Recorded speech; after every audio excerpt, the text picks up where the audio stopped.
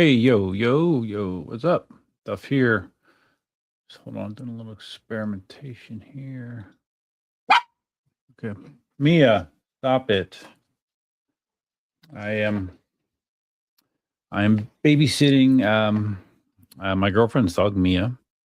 My girlfriend's out of town this weekend, so I am babysitting Mia as well as Elsa's here as well. So they get very excited sometimes and they kind of feed off each other. Like one barks and then the other one barks, and it's a bark fest back and forth. So hopefully there's not too much of that tonight, but there might be some of it. Not much I can do about it. So I have the poll up again. Last live stream a couple weeks ago, there's this confusion, mostly by Marty, about how the poll works. So let me just explain this, even though I'll probably have to explain it more than once. On the screen, you see a poll about the Bagode X Max, and there's 4 options there. You vote on this poll by just putting the appropriate number in the chat, a 1, 2, or 3, or 4, and it will add your vote to the poll, which I will share the results later on. The advantage of doing a poll this way is it goes across all of the concurrent streams that are going on. There's a total of 5 streams that are going on right now. Wide width, phone orientation on the Duff channel, same thing on EUC Army, and then also on Twitch. So, but these polls, the results aggregate across all the streams. So that's kind of cool. And as far as the chats go, down here in the bottom right-hand corner, you see all of the chat messages. So make them a little bit bigger, maybe. All. And make the font medium. It's a little bigger. That might be a little bit better. So anyways, yeah, if you want to vote in the poll, this stream, you would think it when you see the thumbnail, but this is like all about the X-Pack, but it's really not. Yeah, that I've heard nothing but positive things about it so far, although there's some negative things that we're going to talk about that has to do with things that happened with the X-Max over in China. That's one of the things we're going to be talking about as well, because I actually got indirectly mentioned in a video that talked about some of those things. All right, let's do that. Let me first thank my channel members. That's always an important thing to do. Right now, let me hide myself. And let's see, I'm going to hide the poll for now too. So let's see, I do that by doing this and I hide it. Okay, there we go. But you can continue to vote on it, is my understanding. All right, my current channel members, 26. I think I lost a couple in the last couple weeks. I think I had 28 last time. The most I've ever had is 29. I don't think I've ever cracked 30 channel members. Gotten close, but never cracked 30.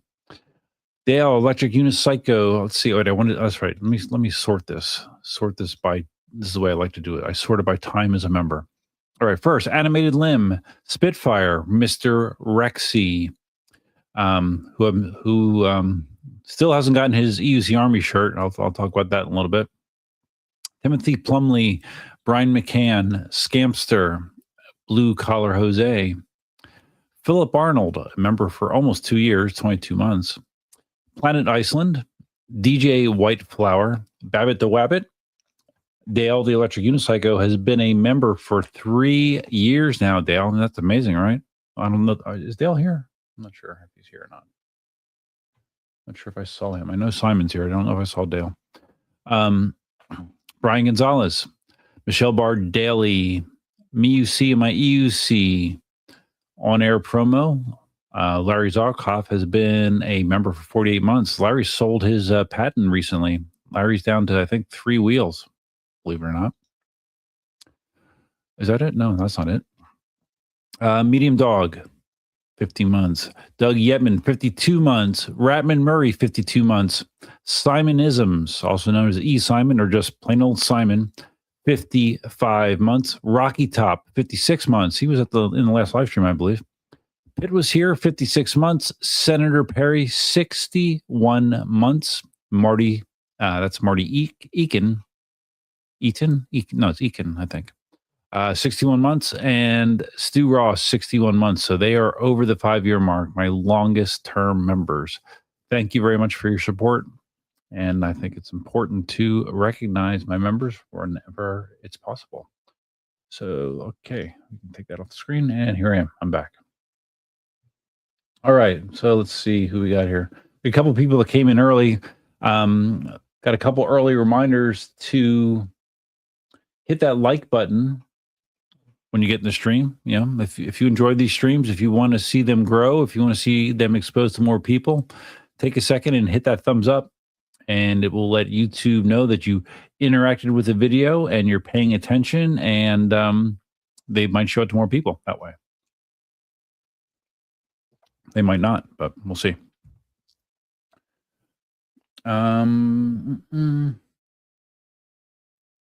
Dale says that's a bit rough. What, if you want to run your hands through Marty's hair?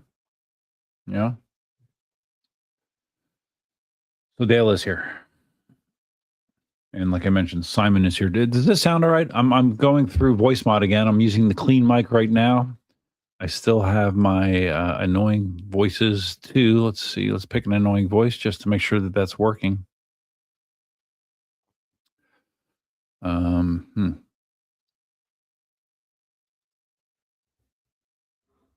Like this is this an annoying voice? Probably is. It's called Kratos, which I believe is a figure from a video game, I think. Back to clean. So just let me know if that voice worked. Ghost of Gut Funk, Tier 100, donating to the Marty. You donated 100 bits. Ghost of Gut Funk is over on Twitch, donating to the Marty Haircut Fund. Yeah, good luck.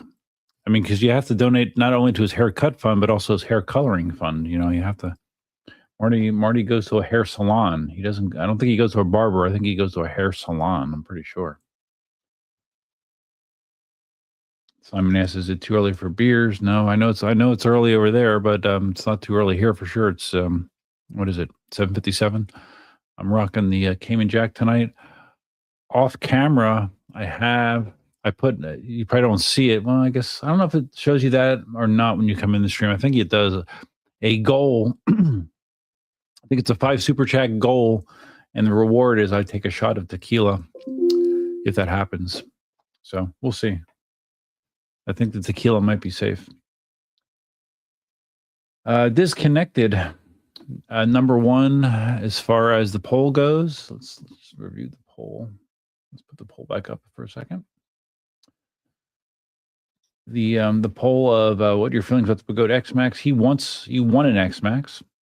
And again, if you want to vote on this poll, just simply put the number in chat. That's it. You don't click on anything. Just put a number in chat for your selection, and that will register your vote in the poll. So anyways, Disconnected says, I don't know how to ride an EUC yet. I just got the Emotion V6 to learn. Oh, yeah? Cool. I have an Emotion E20 right here, the dual wheel version, but I think the V6 is better to have a more accurate learning experience than the E20. But you want an X-Max once you learn to ride. Okay, good deal.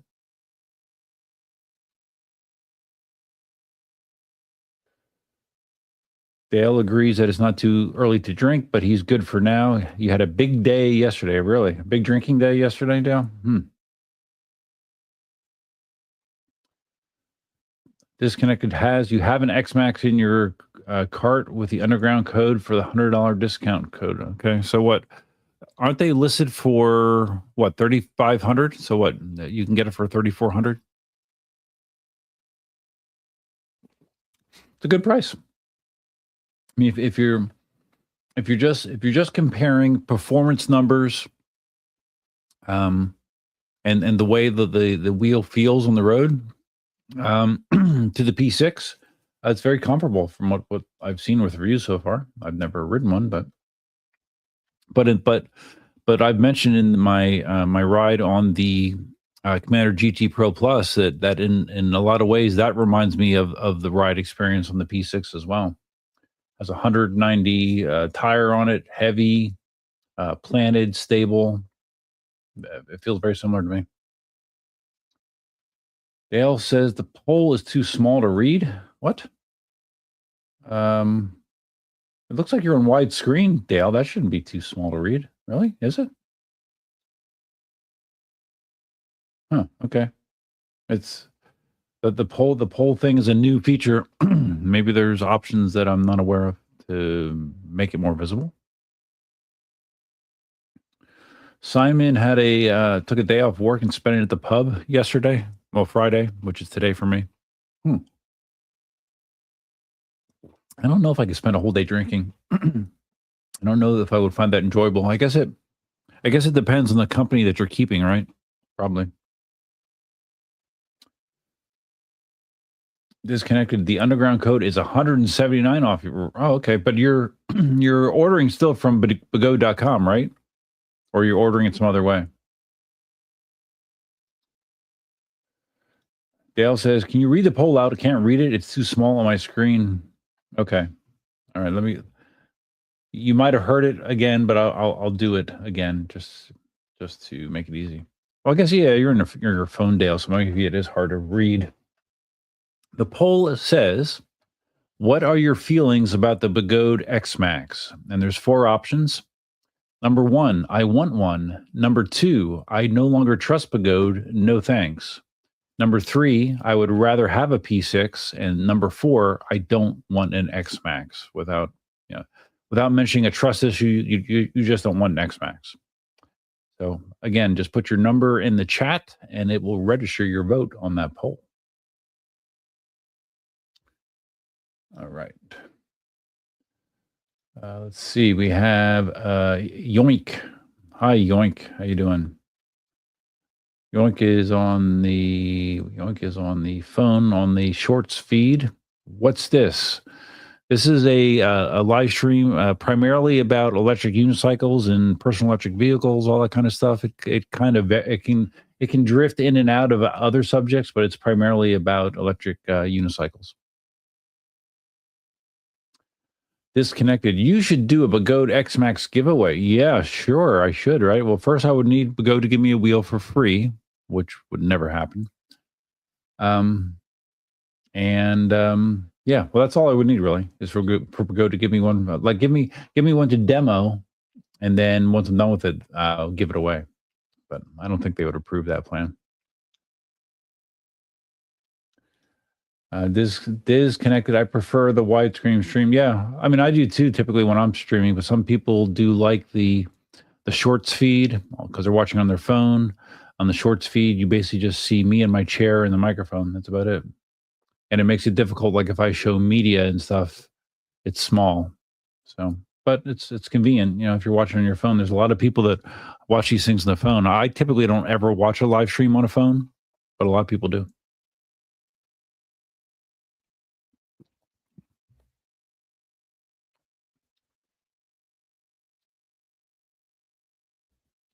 Simon is explaining the screen choice situation. Sounds good. Mike sounds good. Okay. Do the Marty voice. Well, there's several Marty voices. Let's see. I think I like using the one that's called Karen for Marty. Here's Karen.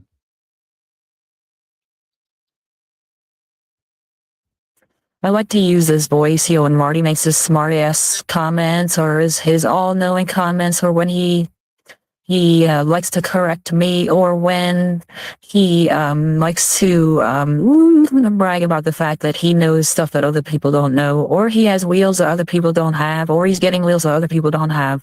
Those are all appropriate times to use the Marty voice. And we're back to... Whoops. Okay, clean mic. Oh, that voice was from a video game? Yeah, yeah, it is. I never played it. Is it Gods of War? I don't know what it is. I recognize the guy, but I've never played the game. Dale, does this count as a super chat? Yeah, this is a feature that all members have. I think once a month they allow you to post a message like that, a visible message like a super chat. It looks like a super chat. But they don't charge you for it. So yeah, It looks just like a super chat, but it's free, included with your membership. Which is nice, I guess, right?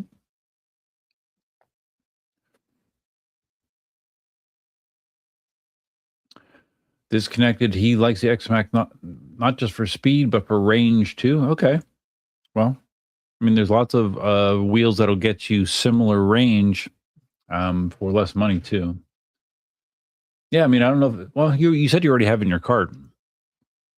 But just before I went live, I was on Facebook and I saw someone selling a Commander GT Pro Plus, the wheel that I have that I recently got.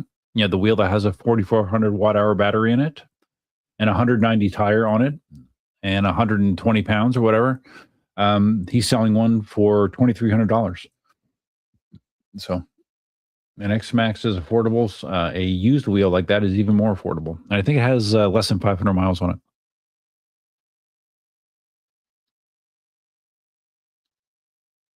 Okay, more discussion about reading the polls.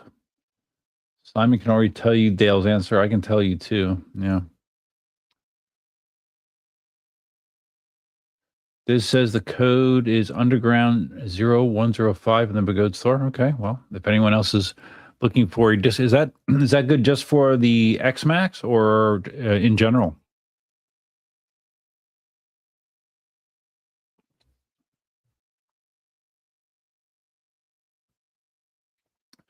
Dale says you need to have a Begode Fire to get a free wheel from them or trash them for 6 years. Yeah, right. I still can't believe that you got that T4 a couple years ago. Spider-Man. What's up, Homelander? What's up? I have had people tell me that in the past, by the way. I've had people tell me that I look like a lot of people. Homelander is one of the names that has been dropped over the years. Don't know why. Simon says if you trash them, you get a free camera too. You got a camera, Dale? Did I know that? I did not know that. Marty voice is funny AF good, working as attendant. I wonder if he'll show up tonight. I don't know. There's not a lot of the California crowd that used to be in here on a regular basis that's in here anymore for reasons we won't discuss on stream. But Marty still pops in. Marty and Larry. Those are the two that I can still count on pretty regularly. This says, first time I've seen a stream with a choice in format. Yeah, this is something that was introduced recently. It used to be like I would do one stream because I have two. Well, I have like 5 channels, YouTube channels, but I have this channel, the Duff channel, which has my PEV stuff and everything else I do, 3D stuff, car repair stuff, all kinds of stuff. It's all on this channel. I have 2,402 videos right now on this channel. And then I also have the EUC Army channel, which is just PEV content. And I used to not live stream there at all. But with the platform that I'm using, StreamYard, it makes it super, super easy to stream to multiple platforms at once. And they also recently added the ability to stream, well, YouTube added the ability, and StreamYard incorporated it to stream widescreen format and phone format at the same time. So I've been taking advantage of that. Some people, the only downside to this, as far as I'm concerned, is it breaks out, from your perspective, it breaks out the chats. Unless you're watching the screen, on the screen, the bottom right-hand corner, you can see everybody chatting from all sources. But if you're looking at the YouTube chat, you can only, I believe, unless this has changed, I don't think it has, you can only see the chats for other people that are in that stream. So like you can only see the people that are in the phone stream, or only see the people that are in the widescreen format stream. So that's kind of annoying. And that's why you if you look on the screen, you will see what everyone is saying on the screen.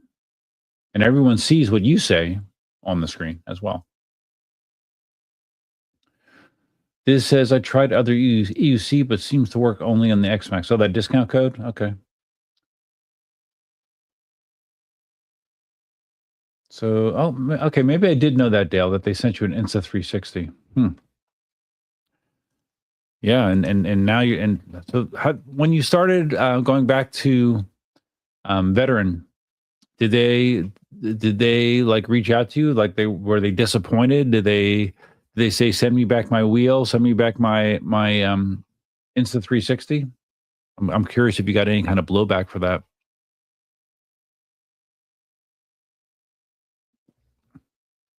I'm sure they weren't happy. Captain Send It. Hello, everyone. Hello. How's it going, Captain Send It? It's a Friday evening. I actually gave like probably 12 hours notice on the stream, which is a lot. I posted the stream this morning. As I mentioned at the beginning of the stream, my girlfriend's out of town this weekend, so I'm like, even though I streamed 2 weeks ago, I might as well stream again. Why not? I have a wide open weekend. Going to get some riding in. I'm sort of thinking about the idea of trying to do a range test on the GT Pro Plus. Except I'm watching the dogs, and I'm going to be gone. To do a range test on that wheel with a 4,400 watt hour battery would take a long time. So that's the only negative. I don't know that I'm going to do a range test this weekend. I probably need to do it when the dogs are being taken care of by my girlfriend.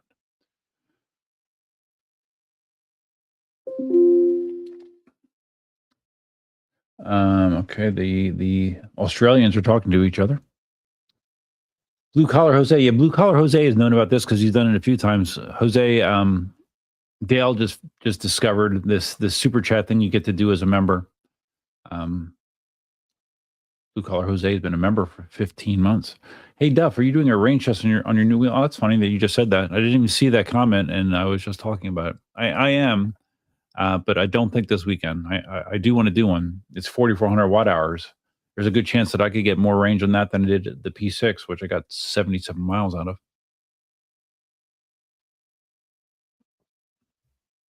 But it was a very, very long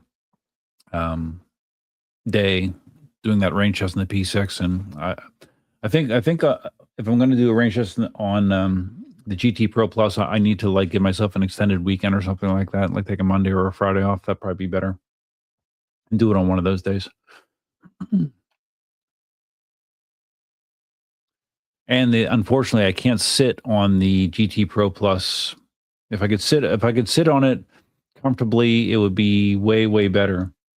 You know, I've been going out a few times, riding on my wheels with my girlfriend, riding her electric bike that I got her, which she really likes. And the last time I did it, I took the V13, and we rode for, I don't know, maybe 10, 15 miles. I probably rode 80% of that seated on the V13. The V13, because it's 22 inches, is a 22-inch wheel. I have a picture on my social media somewhere of the GT Pro Plus next to the V13. You can see the significant difference in height. But not only is it a bigger wheel, but I bought pedal hangers that drop the pedals a couple inches, so I have even more space to sit down. So I can ride the V13 seated forever. It's super comfortable. I can't ride any of my other wheels seated. So I do have the option of maybe putting a yoga block on the GT Pro Plus. If I can fix it, it might be okay to ride seated. I'll test that. If I could ride seated, it would make a range test much better, because otherwise you're standing the entire time, which is what I did on the P6, and it's not fun. Simon, range test over a couple days. Yeah, I could do that. I've done that before. I don't do it. I think I've only done it once, actually, split it over a couple days, but I could do that, sure. It just, to me, it doesn't seem quite as accurate as just doing it all in one shot, but it's close enough. It really is. Blue Collar Jose asking how long it took in the P6 when I did my 77 miles. 6 hours, maybe. There's a lot of stops. You know, I was all over the place. I mean, I went out towards my old house. I was down at the beach. I was all over the greater Naples area. The one road I was on 3 different times. So it feels warm in here. Watch this. Alexa, set temperature to 73 degrees. I've set the AC to 73 degrees. It's nice, right? I got a new piece of of home automation that I'm going to try to install this weekend. That's one of the things I want to do this weekend. It's a little like, I guess you would call it a robot, sort of. It's designed to close sliding curtains, like what's on, like what you have over a slider, like a glass slider door. You basically put it on the rod and you attach it to the curtains, and then it has a wheel that creates friction, and it just rides back and forth on that rod, and it opens and or closes the curtains automatically. You can control it with a remote, with an app, or you can integrate it into your home speaker system as well, like your Alexa or Google Home, all that kind of stuff. So I'm going to be playing with that, and I've also been considering getting some smart blinds for the house, at least at a couple spots, like in the spots that are facing the front of the house, because those blinds are they're old, they don't work that well, they don't open and close that well, and quite often I forget to close them at night. And like I've had them open at night, and my girlfriend has like pulled up and said, I can see everything you're doing inside, with the blinds like that. I'm like, yeah, I forgot to close them again. So again, I'm thinking about getting a smart blind that will allow me to automate that. They open up at sunrise, they close at sunset, something like that. And you can have it a million ways. But they aren't inexpensive. I priced one out for my double window up front, which is the biggest window in the house, like 73 inches wide, and it worked out to be around $450 for one. But of course, custom blinds are expensive as well. So, I mean, it's expensive, but maybe it's not really that expensive when you compare it to regular blinds.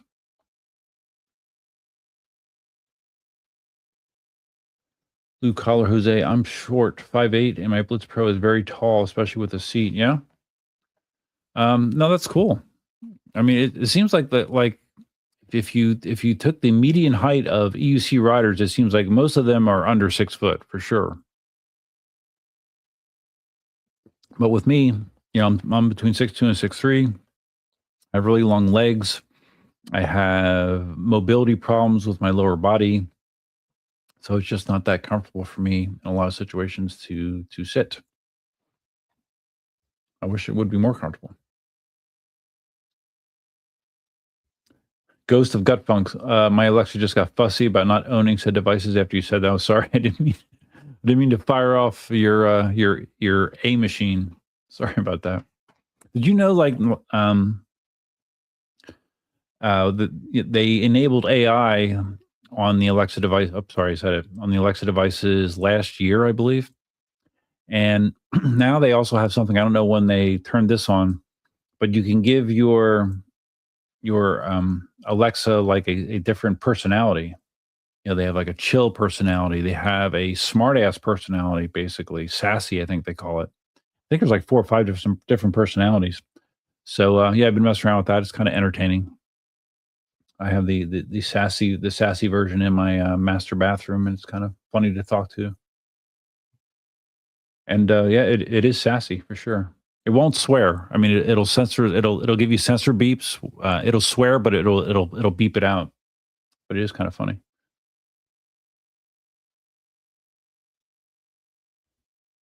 Oh, Jose says now I should say, "Hey Siri." Well, I got my phone here. Let's see. Hey Siri. Yeah, my phone didn't respond to it. Interesting. Okay. I'm caught up. I'm caught up on chat. Good. Let me take a drink.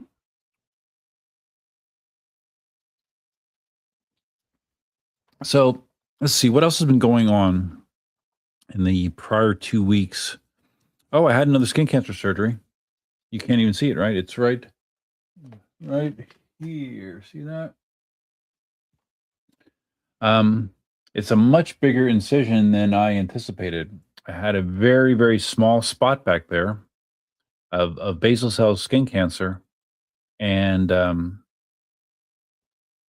expected the incision to be small, and I expected the procedure to be quick and relatively easy, and it was anything but that. It turned into like a quagmire.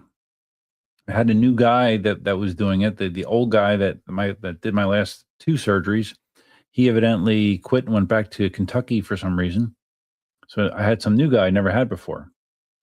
And this guy seemed nice enough, but his procedure for doing these Mohs surgeries was very, very slow, very slow. The other guy was the exact opposite. He would cut out the piece, he would take it back, put it under the microscope, and check it for if there's any remaining cancer cells around the perimeter, and come right back. If there wasn't, he would come back and sew you up. If there was, he'd come back and he would take a little bit more, test it again. He would do it quickly. I would say no more than 10 to 15 minutes in between visits. You never left the operating room. With this guy, comes in, he cuts out a section, and he says, "Okay, I'm going to check it," and then they put you back in the waiting room. They put me back in the waiting room, and the nurse said, "Okay, well, it should be 45 minutes to 60 minutes, and we'll know if it's okay or not." So I'm sitting back there, and 45 minutes comes, nothing. 60 minutes comes, like, geez, nothing yet. So I'm annoyed, but I'm like, okay, well, I'm sure they're going to call me back anytime, because they said 60 minutes at the top end. I didn't get called back for an hour and 45 minutes, and I was annoyed. Like when I get annoyed, it's impossible for me to keep it off my face. I didn't rant and rave, but I was annoyed. The nurse could tell I was annoyed. And because I did make the comment, like, you said 60 minutes, and we're pushing double that. She said, "Oh, well, this doctor, he works kind of slow. I'm like, "Yeah, no kidding."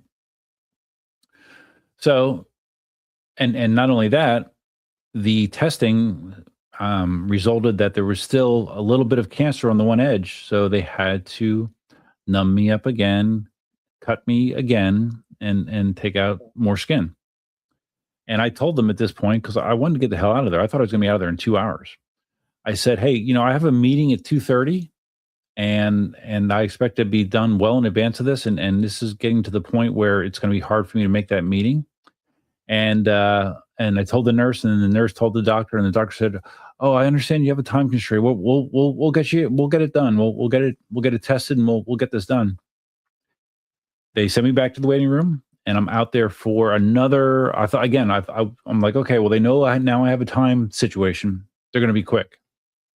It was still almost an hour, another hour, until they called me back. By the time they called me back, it was like 2:15, and I told the doctor, "You said you're going to get it done. I had to cancel my meeting. It's not cool." And he's like, "Oh, I'm sorry. And he said, "Oh, well, there was a lady that had something done that took longer than expected."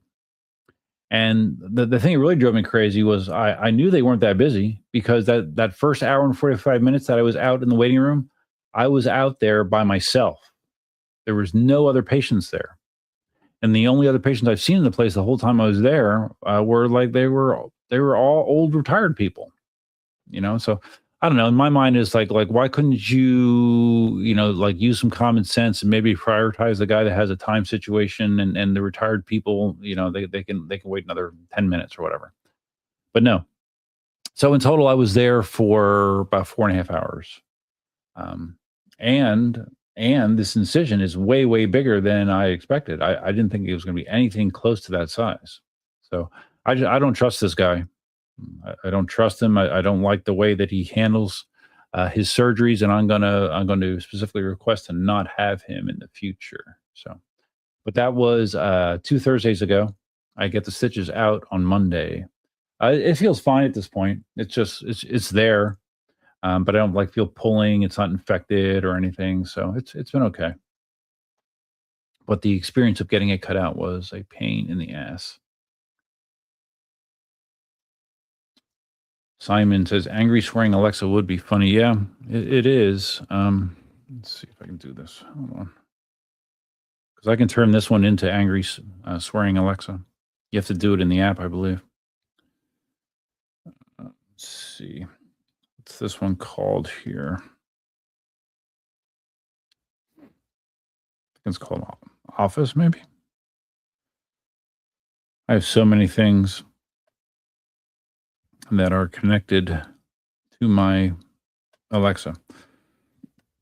No, come on. Bear with me. Looking. I mean, my list is crazy long. Where the hell is it?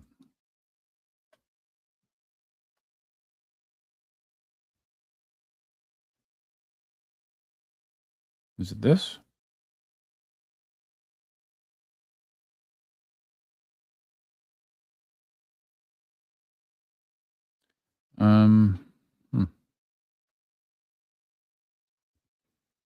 Looks like I don't have this one labeled in a way that makes sense. All right. If I change the name of this.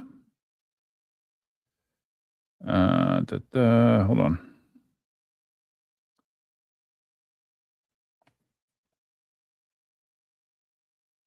This won't take long.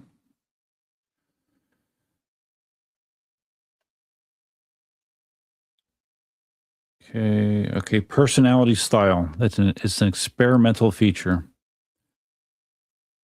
I'll give you the options. You can have the original style, a brief style.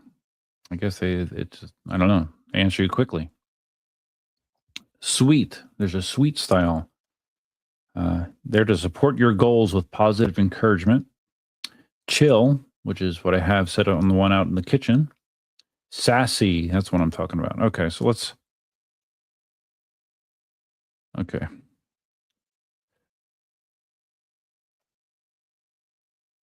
Okay, so this one should now be sassy. I think it happens pretty quickly.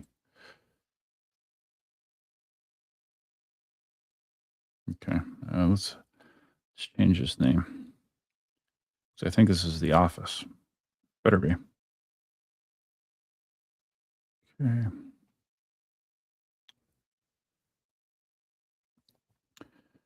Hey, Alexa, what's up, bitch?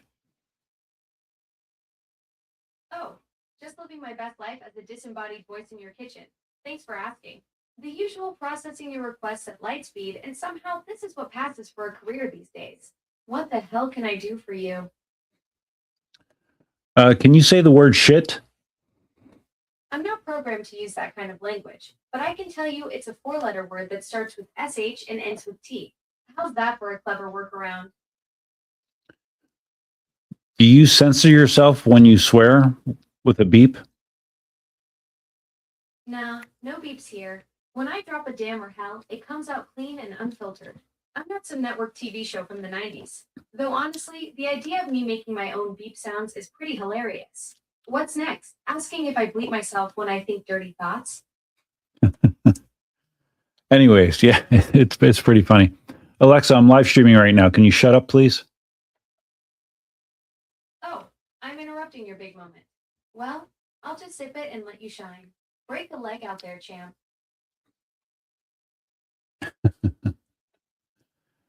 Let's see. We got a bot from Twitch. Very nice.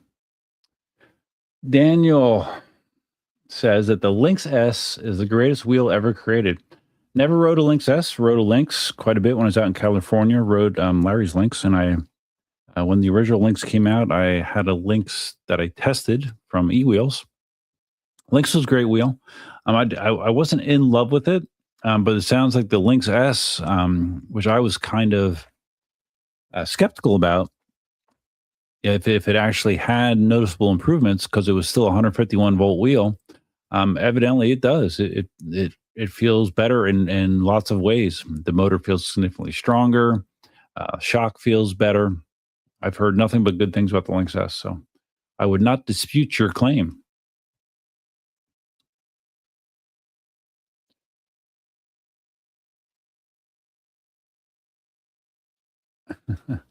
This says, I use please and thank you when I work with you know who. So when AI takes over, they spare me. Yeah, I mean, I don't use please and thank you normally, especially with the sassy version. So, okay. So anyways, skin cancer surgery complete. Trying to think what else, what I should have written some notes, but I haven't. So one of the meanings of that thumbnail I made, because again, it's a guy pointing and laughing, and if you looked at it quickly, you might think that I'm saying that that I'm pointing and laughing at the X-Max, and I'm not. But I mentioned how there was a video that was done. I think it was this week. Johnny Go Vroom did a video where he talked about, and he almost made it sound like it was sort of inspired. He saw one of the clips from my previous live stream, and on that previous live stream, I talked about how it seemed skeptically, because I'm always very skeptical about anything that Begode does, about how it seemed like Begode was trying to emulate InMotion with the way that they were rolling out the X-Max, taking their time, testing it for a prolonged period of time, instead of the normal announce a wheel and 2 weeks later you can get it kind of thing. So I mentioned that. And Johnny saw that, and that kind of sent him off on a tangent related to what happened over in China when Ryan Chin died. He was part of the group that was testing the Begode X-Max over in China. And those of you, you may or may not remember, the explanation that I knew, and I accepted it as fact, was when Ryan came off his wheel at a high speed, it's because he had a pad failure. A pad came loose, and that's what caused him to crash. And he hit a tree or something like that, some sort of inanimate object. And I thought that was the end of it. And Johnny, through, I don't know, I'm sure there's various sources, Johnny talked in depth about how there's all kinds of behind the scenes shady stuff related to Ryan's passing in the accident. The whole pad thing, the pad causing the accident, he disputes that because the pad that came off, it didn't correlate with the direction that he fell. I don't know the specifics of how he fell or the direction, but I guess people do. And he said that the pad that was loose, if that pad was loose, it wouldn't make you go the direction that he went. So that was one thing that didn't make sense to him. He said that Begode evidently deleted all kinds of texts related to the X-Max. I don't know if these are texts from Begode to other people. I don't know if this was text in between the people that were involved out there, but it sounds like there might have been some issues with the X-Maxes that they were testing there. And it seems like Begode didn't want to have evidence of that. So they sort of scrubbed text messages that could be possibly incriminating.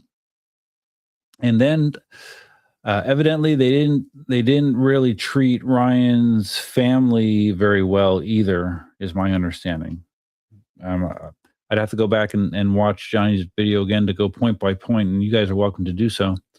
But yeah, there it seems like there was all kinds of less than honest things related to that horrible accident, and Begode doing a lot of CYA, cover your ass, because they probably felt that there was I don't know, some potential liability there.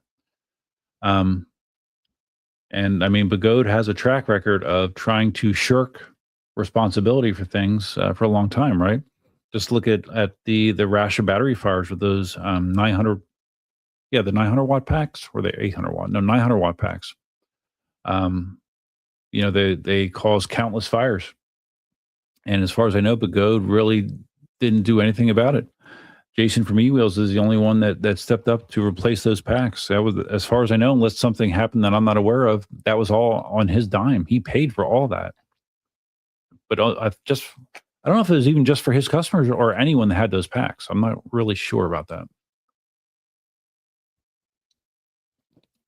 But Begode has never been good, at least in my experience with taking responsibility for some of their shitty things that they have done. One of the reasons I'm not that into supporting them. Okay, we have Oswego in here. No, I dislike it very much. Okay, I'm sorry to hear that. Yeah, sad time. Yeah. Willie Brady, what's up, buddy? Willie Brady's out in the California area.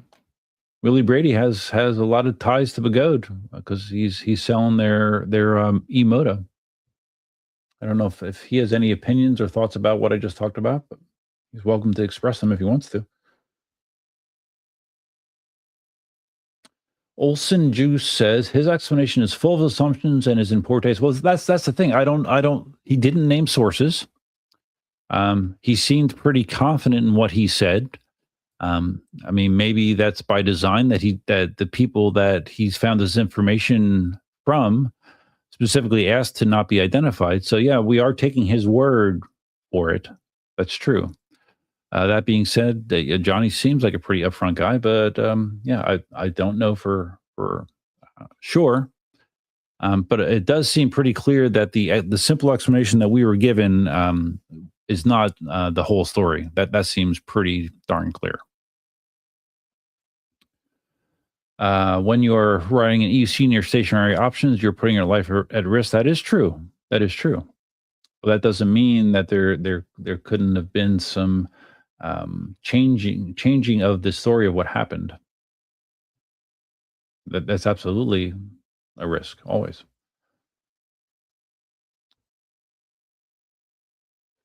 Simon, okay, well, there's not a lot of support here for Johnny. Thought there might be more, but okay. Simon says Johnny's video was just clickbait. He made a lot of claims, brought no receipts.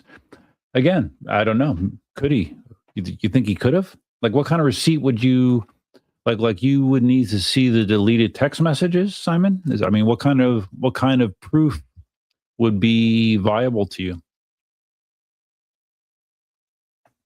And what does Johnny have to gain from hearsay? Unless you're saying it's for views, I guess. Clickbait, I guess, but I would like to think that isn't the way that Johnny operates. Now, Zen, Lee Southard, we can talk about some of the stuff he's been doing because he's all about just creating conflict to get views and clicks for sure. Yeah, because some of the stuff that went on there, I thought was kind of crazy.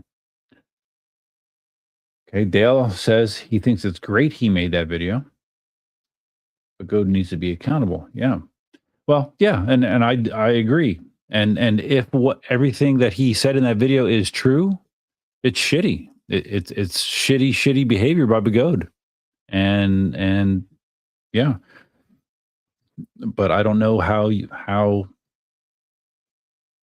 you're able to prove that beyond a doubt. I don't know. But based on some of the things that Bagode has done in the past, it doesn't seem like a stretch at all to me. So yeah, I've heard this, Dale, too. They literally bribe people to remove bad posts like fires. That's a fact. Yeah.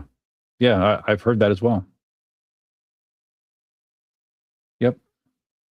And what worse PR would there be than this young kid that everybody loved died because of some sort of problem with the X-Max? Not only does it open them up to liability, but it'll also probably kill that wheel. You know, if it came out that something with the wheel failed, that contributed to what happened.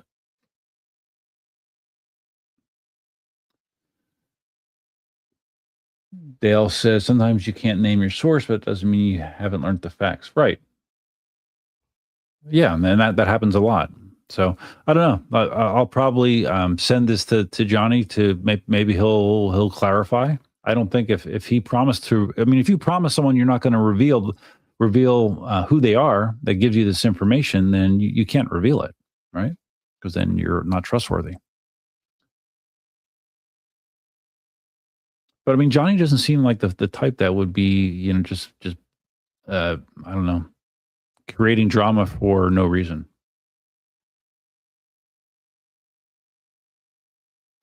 Stu Ross says not seen the clip. What speed was he doing when he crashed? If there was a clip, I'm sure it was being filmed, but no, that it never saw light of day. at least not out on the internet. I don't know the speed he was doing. Probably pretty fast.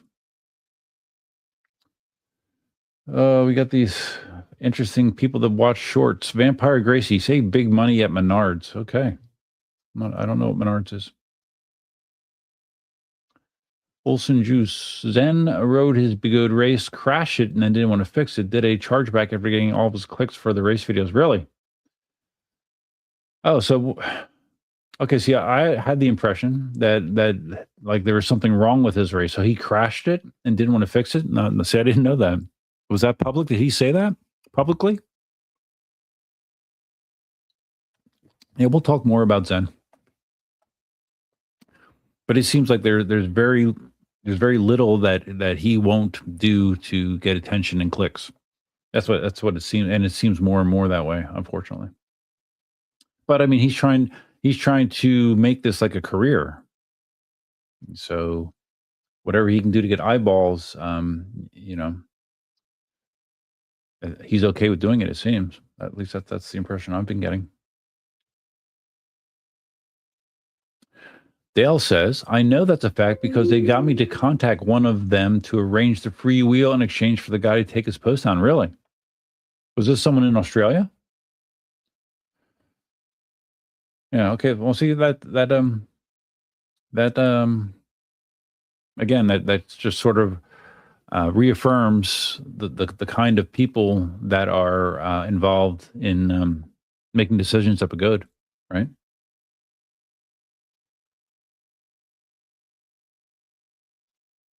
AUC Me says, I agree with Dale. The simplest answer is usually true. Unfortunately, a Bigode motherboard blowing is the simplest answer. Yeah.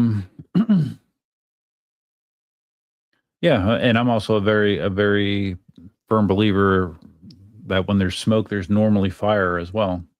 No pun intended as far as the battery situation, but yeah. Dale says, I think Johnny made it because he felt it needed to be done, not for any self-interest. I mean, that's my impression as well. That being said, I think Johnny is trying to grow his YouTube channel as well. So, I mean, talking about controversial subjects is a way to do that. Gossip is a way to do that. But again, I didn't get the sense that that's what he was going for there. Simon says proof would be the actual video of the crash and wheel log showing that the wheel failed.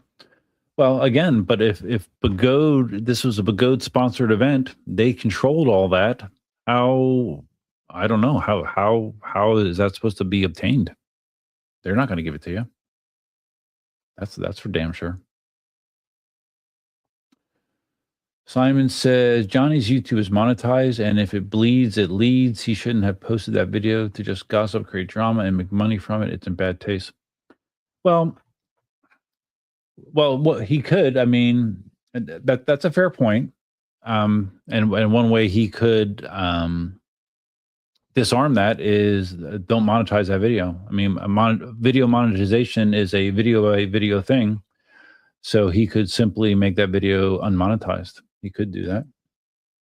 And maybe in retrospect, that would be good, because then that would take the monetary incentive out of that situation.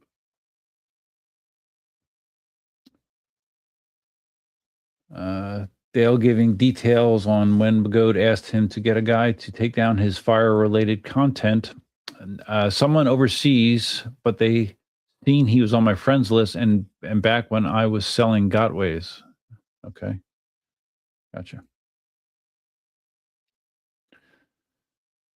Pro-social chaos. My sympathy to those whose sole income is dependent on being content creators. Yeah, it's a tough business. I mean,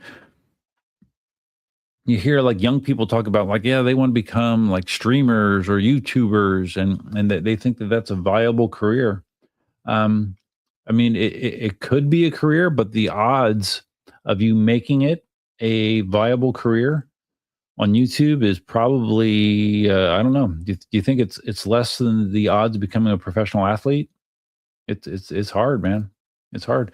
And then you're always chasing the latest and greatest. That's why you see so much Me Tooism. You know, like a trend becomes hot and everyone does the same trend. Now the latest trend is they've determined that YouTube wants everybody to make longer videos.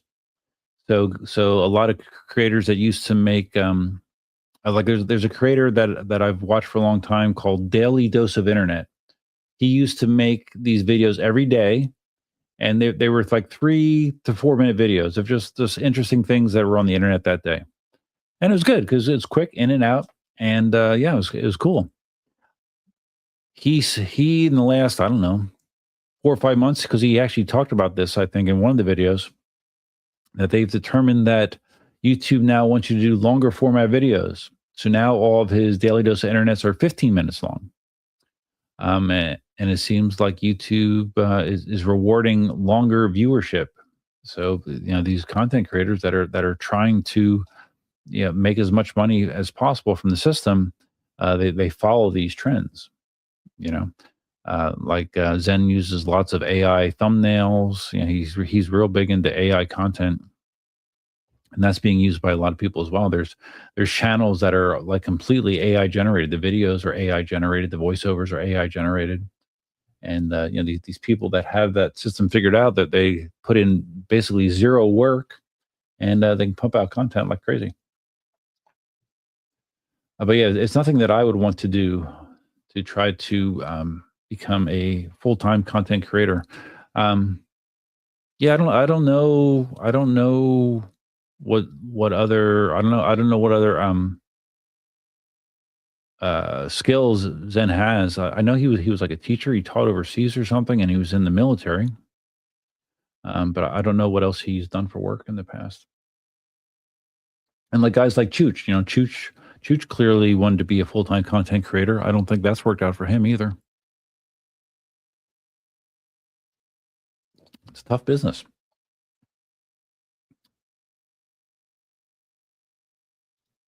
Olson Juice says, according to Roger and Lean, XMAX that resolved in the crash balanced after the crash. Okay. I mean, that still doesn't mean that it couldn't have cut out, but yeah, okay. Well, then it didn't have a blown system board if it balanced after the crash. Did Roger say that publicly? And Lean? I mean, and talk about a conflict of interest. I mean, Lean is now a Bagoda employee. Lean is traveling the country, pushing the XMAX and the Falcon Pro. And I think I talked about in the last live stream how like Ronan was pissed off because to him it seemed like he was being punished because he posted a video, he shared one of the XMAX cutting out. And that turned into a whole back and forth with him and Lean. Lean denied that there was any kind of ill will or blacklisting, but Ronan said it was very apparent to him that it was. So yeah, I don't know. It's hard to know someone's true intentions. Simon, Zen has been trolling InMotion a lot lately. Not sure what this has got knickers in a twist about the P6. Well, okay. Olson said, okay, so this was said on Telegram. Okay. Troy Keener said, oh, Troy, you know about the situation, Troy? Nice. He said it publicly. Okay, cool. So yeah, okay. So let's talk about what Zen's been doing, because it's funny because the way that he got into trolling InMotion. I mean, I think first of all, Zen wasn't happy that like InMotion, I don't know, did they send him a wheel to test or whatever? I know he was riding one for a while, but it was very late in the process, and I don't know how he got that. But basically, what happened was, again, this involved Johnny Go Room. It started with him because Zen said something. I don't even remember the details what the hell it was. But then Johnny made a comment on it. It was kind of an innocuous comment, but Zen took it personally, saying that Johnny knew the truth about whatever Zen was saying, and whatever Zen was saying was not accurate. And Johnny says something like, "Don't make me bring the smoke," meaning the proof, I guess, of what Johnny's saying. And then Zen got pissed off and posted some memes that kind of mocked the fact that Johnny's a recovering drug addict or whatever. He's been sober for a while, but the meme like kind of poked fun at that, which was kind of weird. And one of the people that got pissed off about that was Albert from Emotion, basically saying like, "What the f? What the f is the point of this? Or what the f? Why would you do that?" And Zen used that as a point to now direct his vitriol at Albert, and he did memes of Albert, making fun of him, and then in turn making fun of Emotion's racing team, the strategy that Emotion's been using, where I guess that they basically have their guys and they establish their place, and they're fast enough that no one else can pass them, but they don't try to pass each other. So Zen was making fun of that, which I mean, I don't have an opinion about that because I don't really care that much about EUC racing. But yeah, he's been going on a rant about Emotion, and that's kind of been a pattern with Zen. He kind of just gets on these rants about certain things. He kind of seems like he might be a little bit thin-skinned. Remember that he had a thing going back and forth with Primo for a while, which the whole thing never made any sense either. So I think it's easy to upset him, and it's turned into just like a week of Emotion bashing. But I think it's continued because he's noticed that there's been a lot of engagement, because people like when people talk trash, right? People like drama, and he's getting a lot of clicks on these posts that have to do with this stuff. So he's coming up with ways to extend it and to continue the conflict. As far as I know, I haven't seen Albert respond to any of this, which is probably smart. Why give fuel for the fire?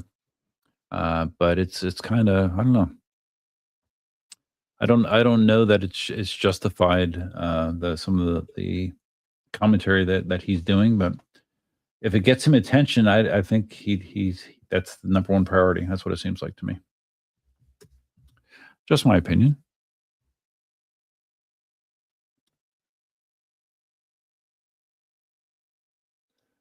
Simon says Zen's Albert is more handsome than real life Albert, so it's not all that bad. Well, I'm sure Albert's not happy about it at all. It's like it's almost like Zen's acting like Albert's like the king of Emotion or something. I mean, Albert's involvement in Emotion has been nothing but a positive for the community. And I've heard story and story again of like how people have had, if they had an issue with the P6, and there have been issues with the P6, to make no doubts about it. There's been issues. Albert has been very, very active in trying to get them resolved. Very active, and I think that's awesome. So to trash him in Emotion, I think that's out of bounds. I don't really understand the point of it, but again, if it gets eyeballs, if it gets clicks, I guess that's all that matters to some people. Lindsay, yes, that's right. That's how Primo refers to Lee.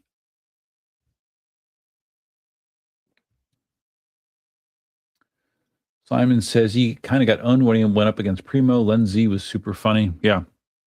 Well, Primo's funny. So, I mean, yeah, Primo is genuinely funny. I don't know that Zen is funny, really. Olsen Juice says, well, Zen is currently pushing his new favorite wheel, the Lynx S. He can get a lot of engagement and hopefully in his eye make some more money on affiliate link purchases. Yeah, he's all about it. It's so funny to me, like how he is now back in good graces with eWheels. Those of you that have been around for a little while, I mean, there was a point a couple years ago where like they hated each other, and like there was there were legal threats from eWheels against Zen about some of the stuff he was saying and doing. Like he has said super damning and negative things about Jason publicly. But somehow I guess they kiss and made up. I don't know. Or maybe Jason doesn't I don't know. Maybe Jason is just looking for someone to represent eWheels publicly. You know, Zen has a lot of subscribers and he has a lot of views, and he likes to self-tout that he's the most viewed EUC rider in the world or something like that based on his TikTok and stuff. Roy says he didn't respond to any of it. Really? Well, that's okay. Simon says, Albert has made the EUC world a better place for sure. Even before InMotion, his teardown videos were top tier. Helped me a lot with setting up my wheels and tire changes. Yeah, he's great. Albert's great. It just seems a very poor taste to take shots at Albert, in my opinion. You know, portray him as like some evil genius or master manipulator or whatever. It's I don't think that is in good taste. But I can only control what I say, right? Dale has never made any money on affiliate links. Do you have affiliate links, Dale? I've gotten a few like way back. It's been a long time, but you know, I would get here and then I would get affiliate link money from eWheels. You know, and I still have an eWheels affiliate link. God knows if it even works anymore. So yeah, I haven't gotten a lot from that, but I've gotten a little. I'm surprised that you've never gotten any, Dale. Or has no one ever given you an affiliate link?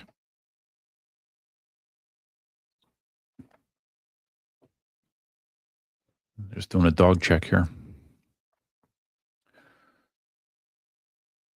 All right, I think I'm ready for another Cayman Jack. I'll be right back. No, Mia, we're not doing anything.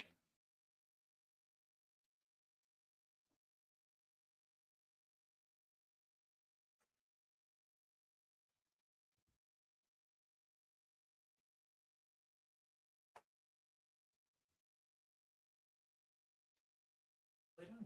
Lay down. Lay down. Take a nap.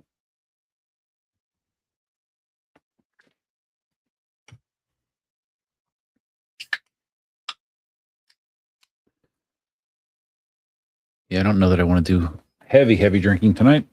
It kind of affects my productivity the next day. I was thinking about playing pickleball tomorrow, but I don't think I will. Doctor's orders, I'm not supposed to. I'm not supposed to do anything like that while I have sutures in my neck. But I did go and play at lunch today for an hour without any negative feedback. So I could play tomorrow, but I think I'd rather, I don't know, just wait until after I have the stitches out, and then I'll resume my normal schedule, hopefully. Still dealing with hip, knee, IT band problems on the right side. So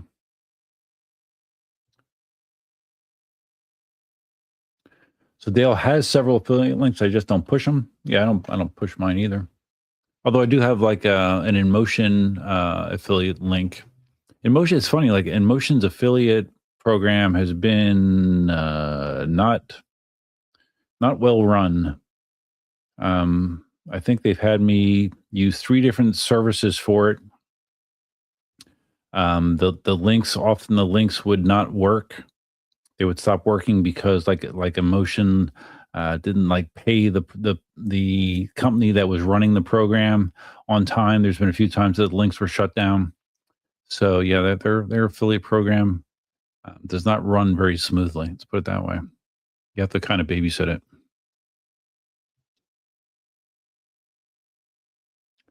Pro-social chaos, commissions-based marketing is backfiring on old manufacturers. You mean like when you have people being affiliates?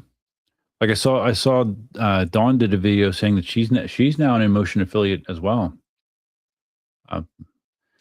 Although she claims she doesn't even know what that means. So that's, I don't know, that's kind of weird to promote something you don't even know what it means or what I don't know, whatever. But anyways, What do you mean as far as how's it backfiring on manufacturers? In which way?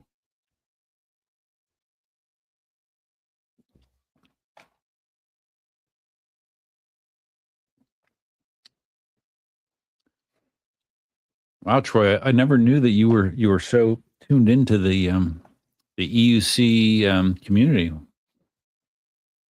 Yeah, I mean, I think I've heard your name like out in the internet like as being like someone that's really great at exposing frauds and stuff. So I don't know, maybe you know more about like fraudulent activity going on in the PEV community.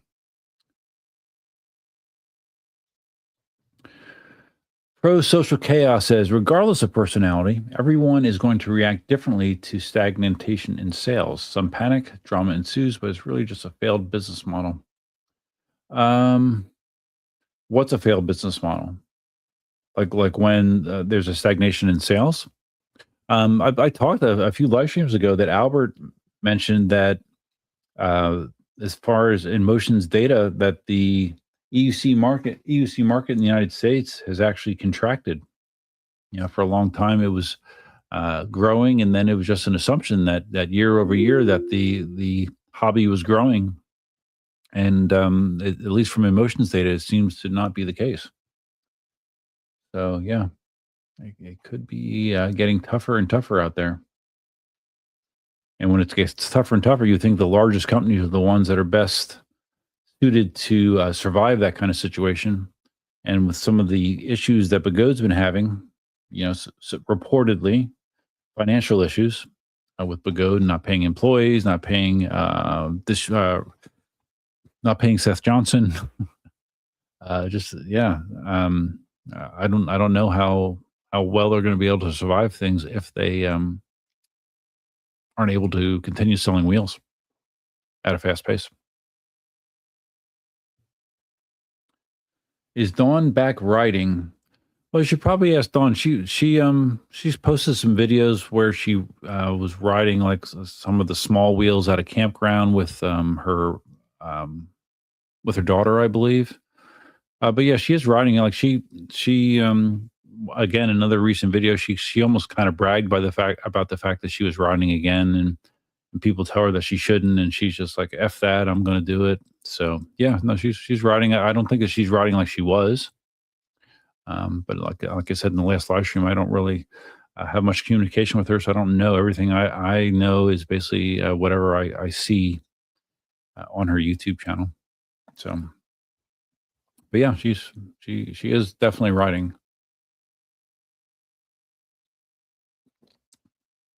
But I don't think she's, again, I'm not sure, but I don't think she's like riding with the crew out there like she was at one point.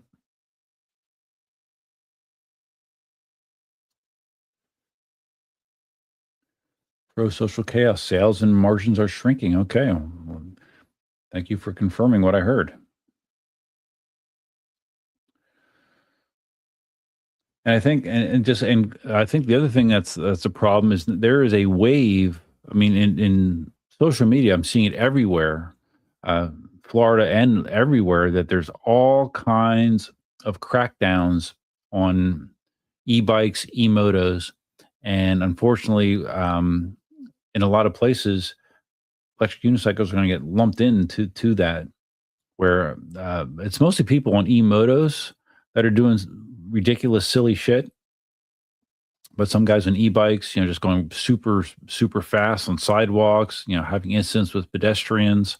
But it's now like the in thing to have legislation restricting that kind of vehicle. And it seems like there's a template for most places. It's 28 miles an hour top speed. It's a 750 watt motor, no more. What else? Those are the two, and you have to have pedals. You have to have pedals. Like an e-moto is technically not allowed to be ridden in a bike lane. You have to have an e-bike with pedals if you're going to ride in a bike lane. So yeah, it's the legislation is not going the way that's going to make the hobby grow. It's going to be more and more difficult, and you could be bumping up against law enforcement on a more regular basis, I think, unfortunately. And this is something that I talked about for years, that this is going to happen sooner or later, and it seems like later is coming around, unfortunately. What we got here? Clean gutters lighting. Clean gutters lighting. Wow, I don't think I've ever seen you in a live stream before. I'm trying to figure out, is this a company that installs lights in gutters or something? Really? Never heard of such a thing. Clean gutters lighting. Which wheel should I buy? That's a very subjective question. It depends on what your situation is, what's your experience, what's your price range, what are you looking for out of a wheel, what kind of riding do you do typically? Are you an off-roader? Are you a hard surface rider? Do you go on long rides? There's so many variables, so I would need more information to give you a accurate recommendation. I live 4D. What up? How you doing? Looks like you might have stumbled across this live stream on your phone in a shorts feed. Sensei's here. What's up, Sensei? Good evening, Duff. Happy Friday. Sensei, haven't you had Johnny Go Vroom on your stream before? I thought he was on a stream with you. One of the things we talked about before you got here was Johnny's video that he did about the whole Bagode situation with the X-Max and Ryan Chin and what happened with his accident. Did you see that video? I'm kind of curious what you think about it, because I consider you to be a pretty level-headed person.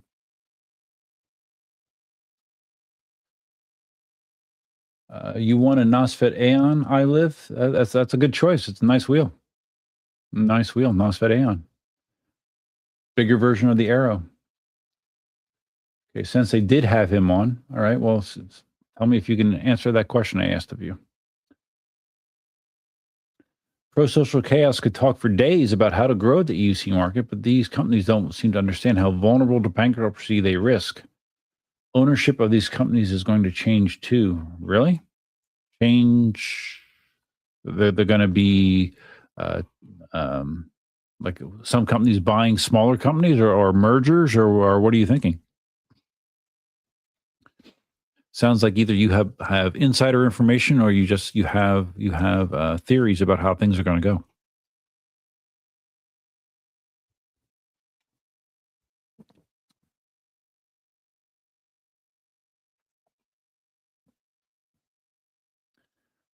Lasser the horse, Troy Keener. Lasser the horse was just named an Imodium ambassador. What the?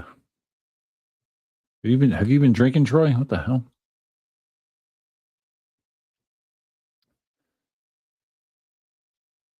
Oh, are you streaming tonight, Sensei? What time do you stream?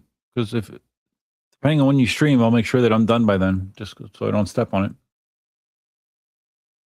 Just let me know. Pro-social chaos is out of here. He's going to sleep. All right, man. I won't be going to sleep yet. Usually after a stream, I can't fall asleep directly. I did take a shower already, thankfully, so I don't have to worry about that. So I'll probably, let's see, what will I do? I'm caught up on The Boys. And you guys watch The Boys on Prime? I find that show very funny and entertaining. I think I have a couple episodes of Daredevil now to catch up on. So that's probably what I'll do after the stream. At least watch some of it. I'm a Daredevil fan. I'm a Marvel fan. I can't wait for Doomsday, Avengers Doomsday. I live says, when I get my Aeon, I want to do a DD run in my area like you, my friend. Cool, man. Yes, I do. I don't like to pat myself in the back normally, but I have to say that I may be the originator of riding an electric unicycle while drinking Dunkin' Donuts. Maybe. Might not be true, but I like to think it is. All right, so let's check. Let's pop the poll back up. See if anyone else has voted on it. This is the poll. Yeah, we haven't had a lot of votes on it. What are your feelings about the Pagode X Max? The way you vote in this poll is you just put the number of your selection in the chat. 1, 2, 3, or 4. Number 1, I want one. Number 2, I no longer trust Pagode. No thanks. Number 3, I would rather have a P6. I'm kind of curious, or I'm surprised that no one's put that in yet. Number 4, I don't want an X Max. Now, me personally, like if and I've used this comparison a bunch of times over the years.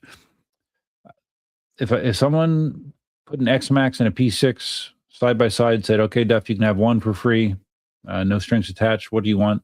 P6 all day for me, not even close. Now, when you factor in that the X Max potentially costs $1,500 to $1,600 less, that's significant, right? Some wheels used to cost $1,600. So, yeah, I mean that could. I mean, if you can get P6 like performance and you don't care about some of the other features in the P6, maybe the X Max makes sense to you. I don't know. I don't know. And it's been a little while since I reminded people.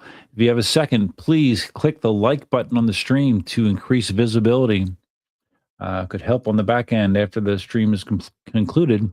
It will get suggested more on replays if YouTube sees a lot of engagement with it. And one of the easy ways you can engage with a stream is by hitting the like button.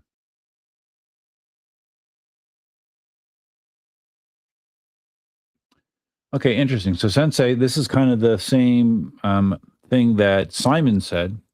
If I wasn't there to witness what happened, I just wouldn't make any comments on such a sensitive matter. I see. Yeah, and my thought on that was depending on where the information came from, he might have got that information with the instructions that I'm telling you this, but you can't tell anybody that I am the source.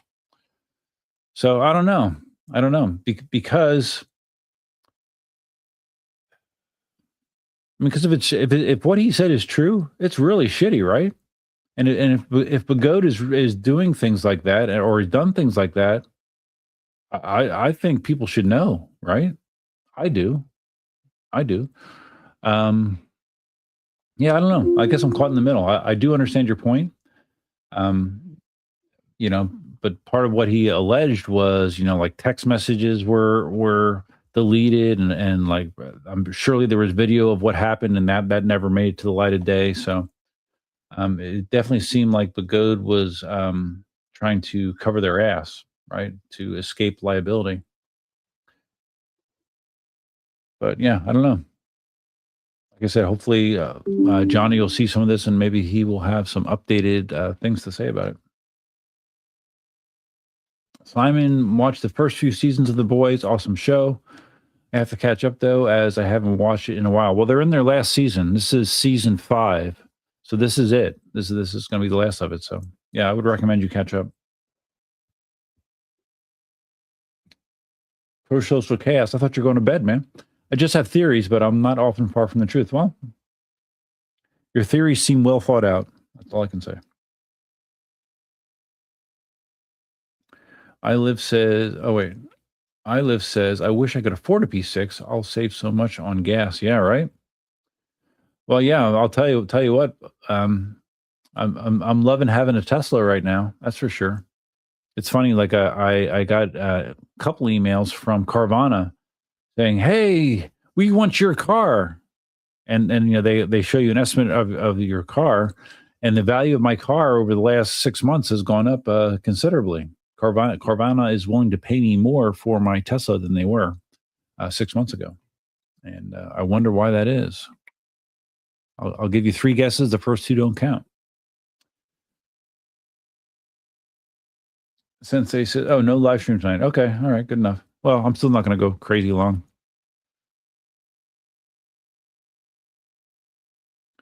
Muffler Dragon, I have a Master V2, but I'm thinking of a V12S. I don't go off-road, but I'm worried about range. Let's see. Well, I have a V12S. When I did my range test, oh boy, what did I get? I thought I got like third. I'm going to check. because I don't want to misspeak. Let's see what I got for range on the V12S.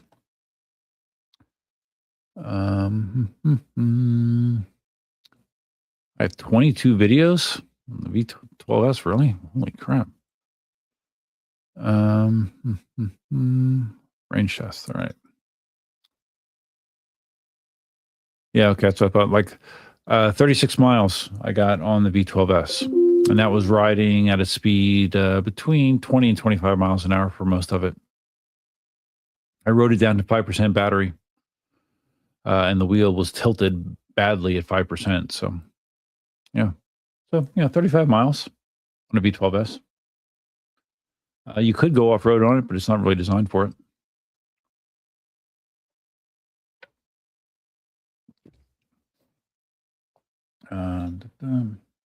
Oh, Mike's here. Sensei's here and Mike. So maybe I can ask Mike the same thing I asked Sensei. We were talking earlier, Mike, about Johnny Govroom's video he posted this week. I think it was this week, about the whole Begode X-Max background, the Ryan Shin accident, and how there's all sorts of things that shady things supposedly connected to what happened with Ryan's crash. I don't know if you saw that video, and I've been kind of, my opinion has been that I don't think that Johnny's the type that would make that stuff up. And based on Begode's track record, I'm not surprised that they would do the things that he described. But some people have said that, well, unless you have definitive proof, that's some pretty damning stuff to put out there. So unless you have definitive proof, you shouldn't say that stuff. So I'm kind of stuck in between those opinions.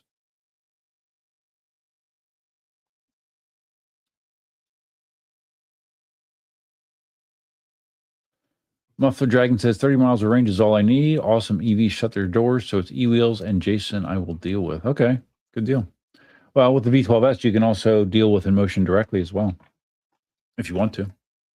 And InMotion does have a US-based service center now. But Jason will give you good support as well. So I think you'll do okay either way. It's funny, like one of the knocks on InMotion for a long time was their service.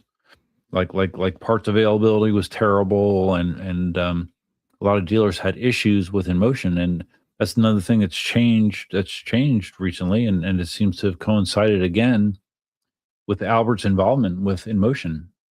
I think he understood some of the problems and complaints people had, and he's changed that. He's changed that that impression that negative impression some people had with InMotion wheels. I don't know. I wonder what his title is, anyways, because he kind of does a little bit of everything. It seems nowadays. He does, the wheel tours. He still helps from a technical level. Obviously promotes. He's involved with a racing team. So yeah, I'm not really sure what his title is nowadays. But I like my V12S. I mean, the V12S has, it's only an 84 volt wheel, but an 84 volt wheel in 2026 is a lot different than an 84 volt wheel in 2021. Because it can go 35 miles an hour. Which a wheel back then could not. So it's a nice little wheel. The suspension, it's a really nice suspension. It's similar to what's in the P6. The P6 suspension, I believe, is better, but the V12S suspension is very, very good and has all those great features. It has the awesome color screen. It has the cellular modem. It has nice Bluetooth speakers. It has the USB-A and USB-C ports in the back. It's a solid wheel. If anything, the only thing I would say about the V12S is I think it's slightly overpriced. Like they periodically have sales in them. They might have a sale going right now, because like the normal price is $23.99. For Black Friday, they had it as low as $19.99. At $19.99, I think it's a really good deal. At $23.99, so. But I think for Earth Day or something, they dropped the price $200 or $300. So see what kind of price you can get on it. And actually, I've seen some people selling their used ones as well. You get a much better deal on a used one. Larry's here. What's up, buddy? Late to the stream. Didn't know about it. What the heck, man? The notifications never ever work for you. Have to leave early, so I'll lurk as long as I can. Yeah, I mentioned, Larry, how you've done a culling of your wheels. As far as I know, the only wheels that Larry has now is the Nosfit Aero. He has the Z10 and the Magode C8. I believe that's all he has. So yeah, he's really been cutting down his wheels. Which is, I mean, if you're not using a wheel and you don't, it's, I mean, some people are able to just keep wheels around as like trophies, Marty. But if you're not using wheels on a regular basis, then why are you keeping them around, really? I've gotten rid of a lot of wheels.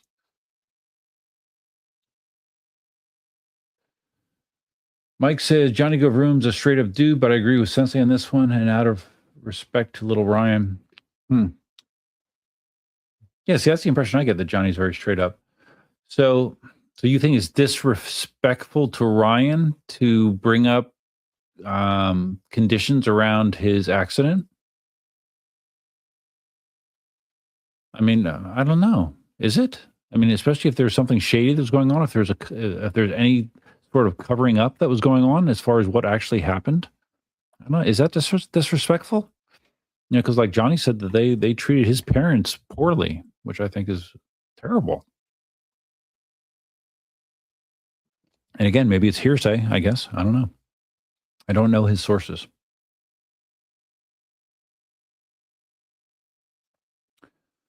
Sensei says we need more people who know the ins and outs for PEVs to help write better common sense laws. Well, that's the problem. And it seems like now what's basically happening is it's just cut and paste. One local government, one county, whatever, one state sees the basic format that another state or government agency is using, and it seems like they're just doing cookie cutter basically, because they're all very similar. 28 to 30 miles an hour top speed, 750 watt motors. That's the limit. Above that, then it requires a registration and or insurance, with the caveat that you can't get registration on these vehicles. So it's going to probably, if as a EUC rider, if you're on a powerful EUC and you get pulled over, basically, at least the first time, you can try to plead ignorance of the law. But I mean, eventually you could run into problems. Fines and or taking your device, which would suck. Oh yeah, Larry mentioned, yeah, he also has the one-wheel GT. Yes, and the one-wheel GT. Larry says the Johnny Go Room video was very measured and fair. Yeah, it was, but I guess what the feedback I'm hearing here, Larry, is people are saying that saying that kind of stuff without having hard proof is questionable. I think that's the feeling that I've gotten from a few people. And I think that and from my perspective, Johnny's always impressed me as a straight shooter, like Mike said. So I have the tendency to believe him. But that doesn't mean that it's proven. Like we don't have a smoking gun or anything like that. But if what he said is true, it's pretty damning. But Bagode has done pretty damning things in the past, so it would just be another example.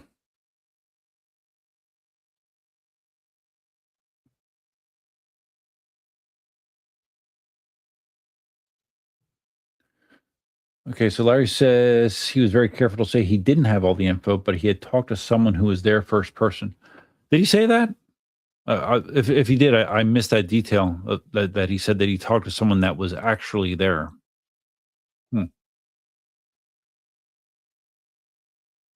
Okay. Well, again, if that's true, then you would hope that the information is accurate. But I don't know. It just seems like the whole thing can go in circles.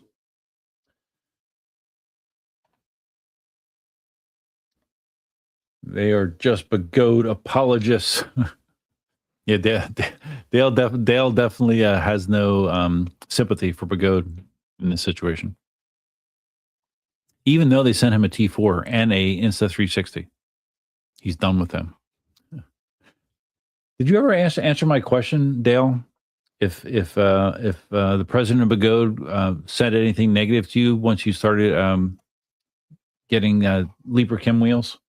I don't think you ever answered that question, or if you did, I missed it.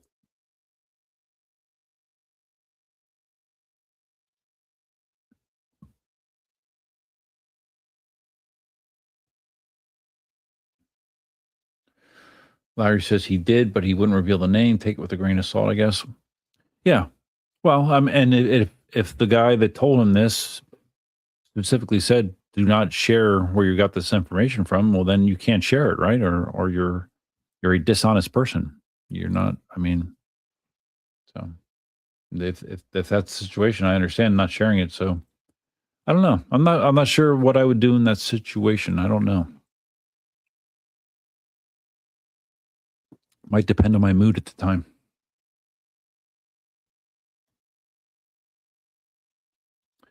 Dale says the Begode president can give him free shit, but he can't buy me. And he never said anything to you jumping on the Libra Kim bandwagon. F eat shit. Yes. Yes. I don't think I'll ever forget those phrases or those words put together in that way. Yeah. All right. So let me think. What else? I'm surprised Marty's not here because I was all hoping to use the where is it? Use a Karen voice to make fun of Marty's statements, but yeah, maybe Marty's busy. Maybe Marty's doing a 150-mile ride. Maybe Marty's combing his hair. You just never know what Marty's doing. But we're back to normal. All right, let me do this.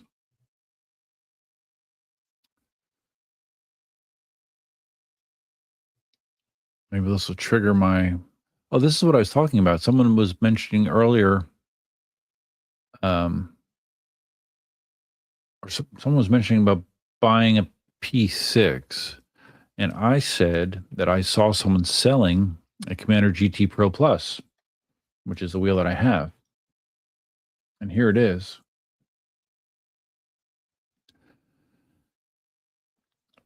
It's basically the same wheel as mine, except I have the Clark kit on mine. This is the original grab bars and stuff. But it only has 465 miles on it. Let's see. He's in Weston, New Jersey and New York City on Tuesdays. Seems like a nice deal. $2,300, right? Oh yeah, Jesse Garnier, he commented down here. Jesse Garnier out in California, he has one. Yeah. I think he's the one that made it popular, putting 100/90 Michelin Pilot Street 2 tire on it. Thing rides nice, man. Rides really, really nice. It's a very heavy wheel. But very heavy is really good when you're cruising and you want the wheel to feel planted at speed. It's a good thing to have a big heavy wheel. All right, so let me just check this. I'm just trying to refresh my memory.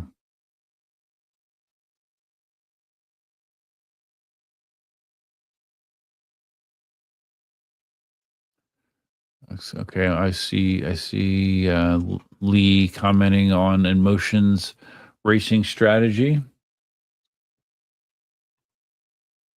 How he doesn't like how they basically establish their position and then don't change the rest of the race. They don't try to change their position within the 5 in motion riders.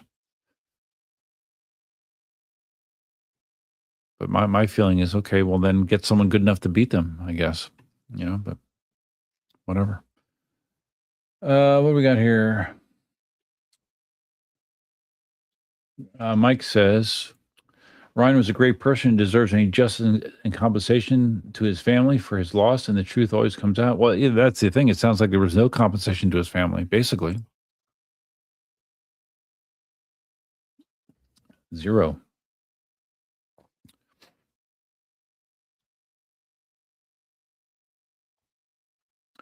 Larry asks me, am I thinking of a new electric car yet? I noticed a comment about your friend's Tesla in your blog. No, not currently.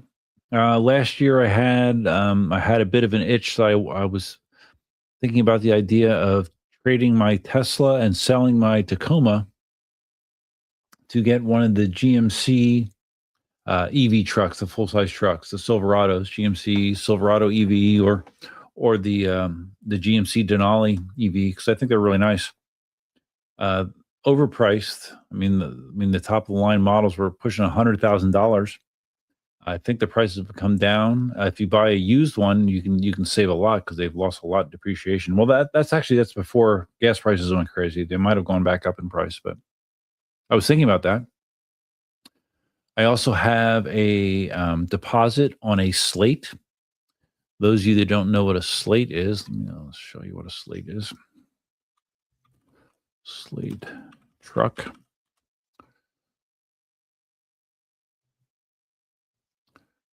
Do that. Let's share this. Make me small. Let me hide the comment. Yeah, I have a deposit on this. This is actually supposed to start production late this year. This is the Slate truck. This is an electric vehicle. And what's kind of cool and unique about this is every single truck that comes off the assembly line is going to be like this, as you see right here. It's going to be just a plain looking mini pickup truck. But it's designed to have a bunch of user installable options where you can change the configuration of it. You can change it. Let me see if it shows any of the different personalizations. Like if you look in the inside of it, look, there's no radio. It does not come with a radio. It's designed that you can put a tablet there if you want. There's a mount for you can put a Bluetooth speaker. It has manual roll down windows. But it's cool. You can tweak it a ton of ways. You can't paint it, but you can buy wraps for it from Slate to change the colors a million different ways. This is the Bluetooth speaker mount. Of course, it has AC. It just doesn't have power windows. You see here how you can change it with the wraps. I'm going to show you the body. Yeah, look at the way you can change the body. You can make it a little mini SUV. It's cool. It's really, really cool. So I have a deposit on it, and the coolest thing about it is it's supposed to be somewhere in the neighborhood of $25,000. So it's about half the average price of a new car nowadays. So you have different wheels. You can put all kinds of funky stuff on the front. It's cool. It's really cool. Now I have $100 non-refundable, or no, it's refundable deposit on it, and I don't know that I'll actually get one, but I like the option. So yeah, that's the only vehicle that is really I'm considering right now, Larry. That's a long answer to a short question. The Slate, and I believe they're backed by Amazon. I think Amazon has a significant investment in Slate, and they're based in Indiana.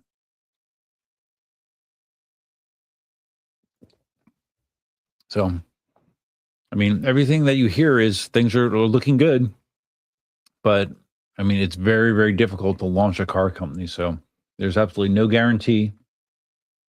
But I think the Slate looks pretty damn cool. Well, let's see. All right, we got some comments in here. Good. Keep me talking.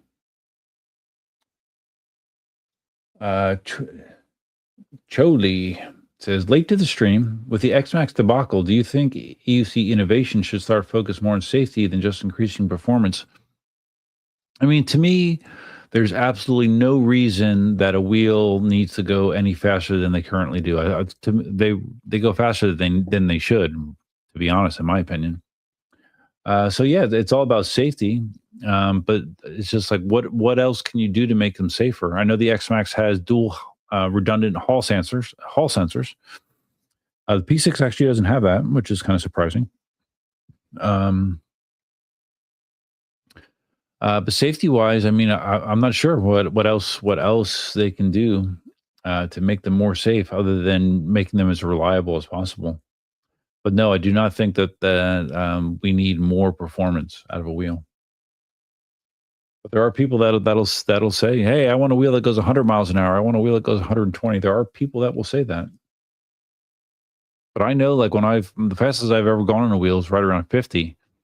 And just the wind pressure, at least for me, man, the wind pressure when I'm going that fast, it's extreme. I can't believe these guys are just going 80 miles an hour. What that must feel like. Well, I mean, they must be like leaning like crazy to maintain that. And I am not comfortable doing that at all. Jose says, do you think gas prices being so high that PEVs will become more popular? Well, electric cars will, for sure. I don't know. I mean, PEVs, it's a different kind of person that will consider a PEV to be like a pretty primary kind of transportation. And I think the people that are that way probably already have a PEV. So I don't know. I know here in Naples, I mean, there's people on e-bikes all over the place. I mean, and you know, it's probably a lot of people that are lower income individuals, and they use these e-bikes. I mean, these e-bikes, the one I got my girlfriend, it was $600. It can go 30 miles an hour, and I don't know what kind of range it gets. It gets crazy range. We did a 15-mile ride, and the battery was still showing full after the end of it. So I think they're a great value, really. Better value than probably any of my EUCs. So, and an e-bike, depending on your situation, is a pretty reliable type of transportation. This is just a generic Amazon bike. It's not a high-end bike or anything. And it looks like the kind of bike that probably it's made at the same factory as other bikes, and they just put different labeling on it. But hey, it works good.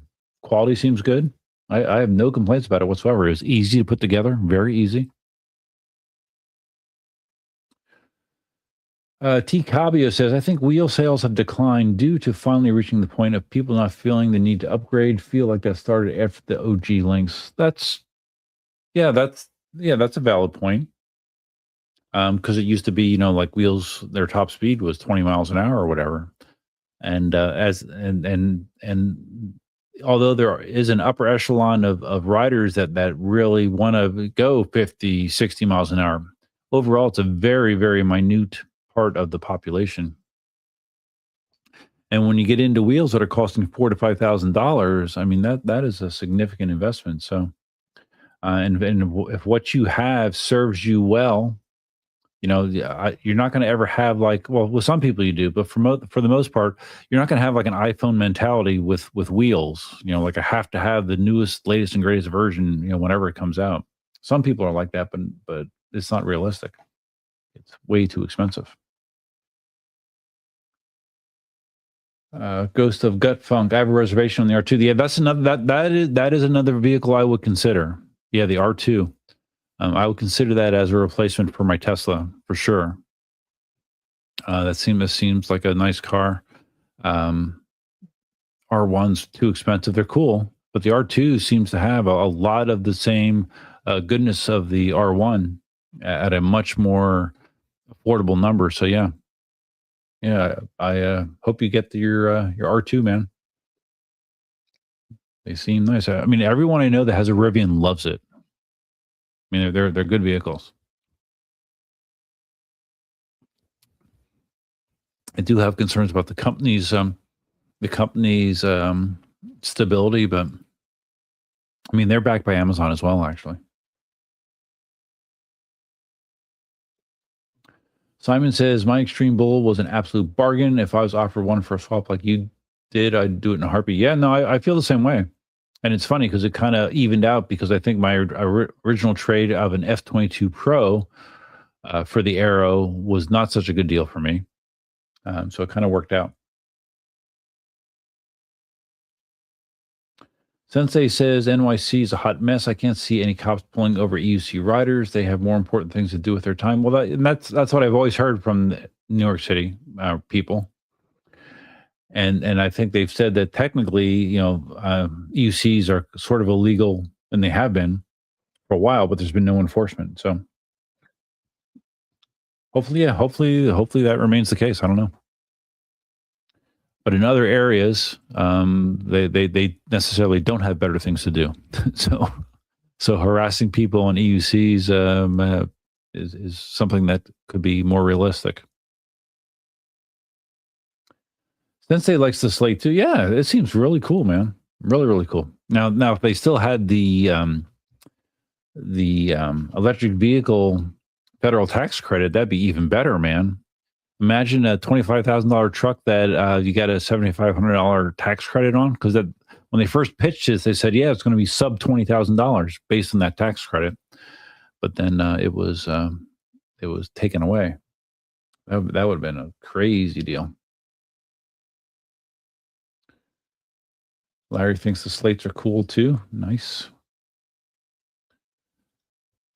That is a great little truck. Yeah, I really think that it would probably suit my needs. I mean, I love my 2016 Tacoma, but I mean, all I need is something that I can put in the back. I mean, supposedly the Slate, you can actually put a 4x8 piece of plywood in the back of it.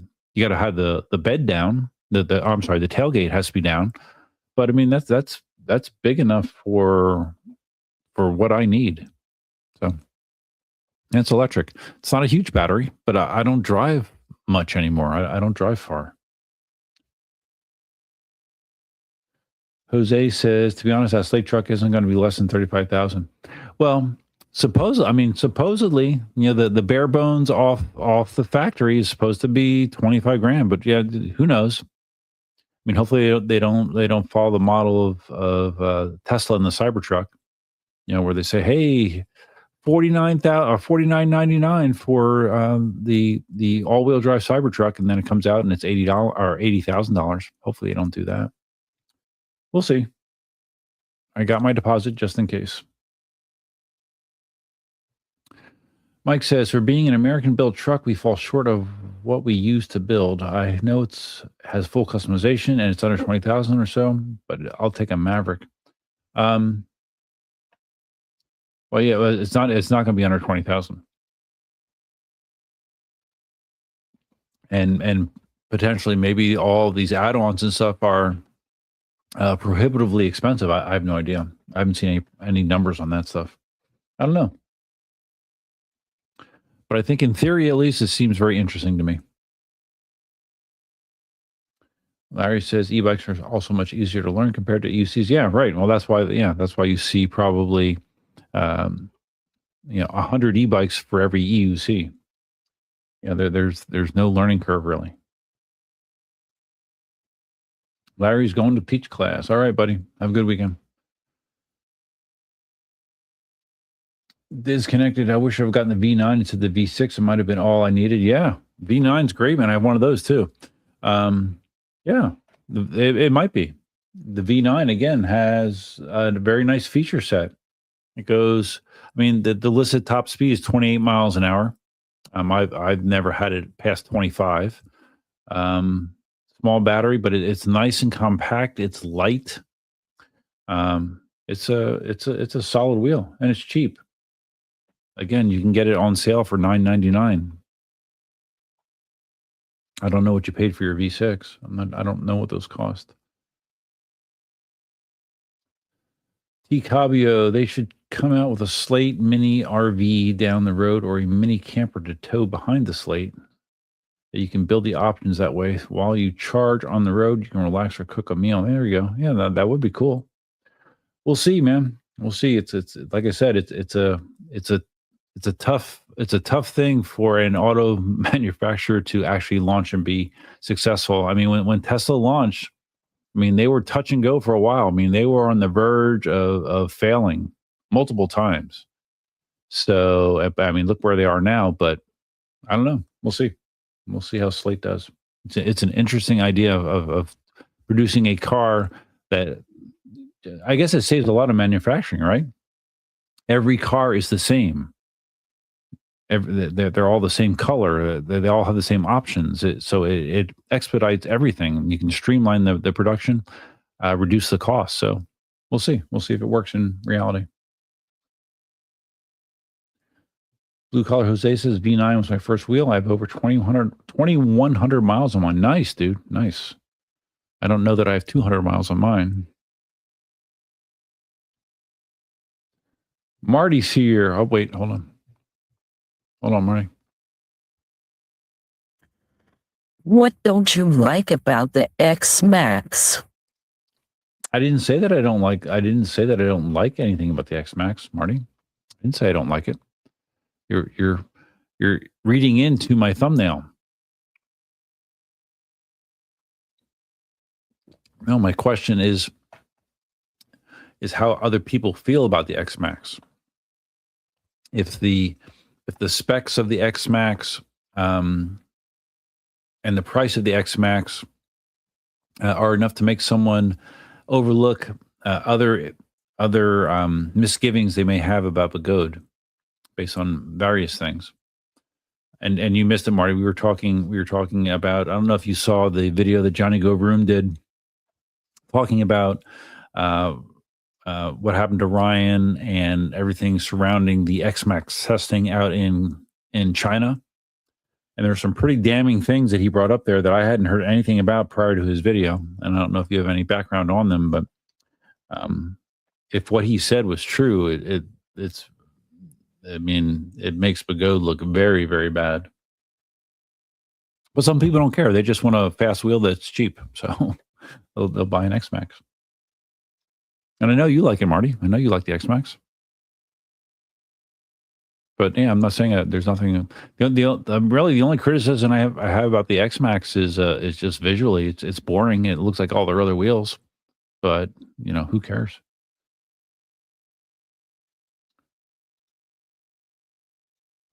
Sensei, I took a few test rides in Hyundai Ioniq 5, and what a nice EV car. Yeah, I've seen reviews on the Ioniq. Yeah, Hyundai does make some nice EVs. They're cool, man. They're really cool.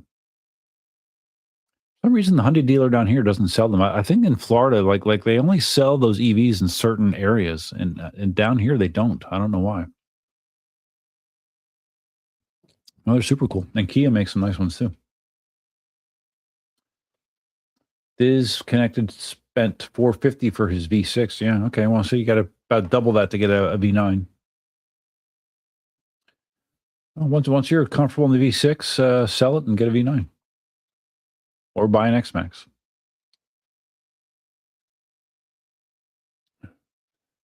Dale has over 4,000 kilometers on your Lynx S already. So Dale, do you have any?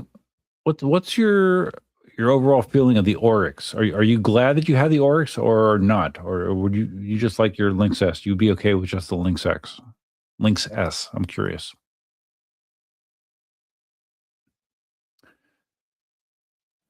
Marty said, I just popped in, saw the thumbnail, thought you were going to drag it through the dirt. No. I mean, how would I drag it through the dirt? I mean, I haven't heard anything that would make it worthy of being dragged through the dirt. Really?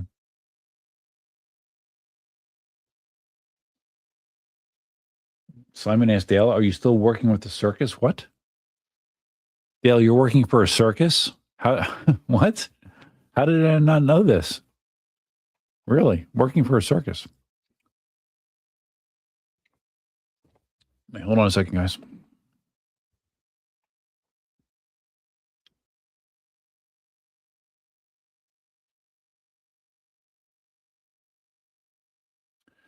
Hold on.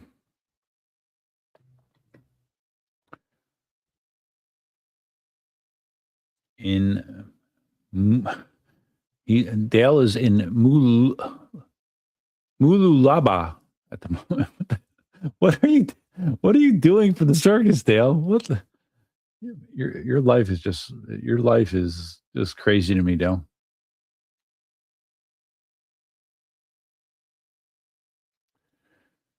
All right.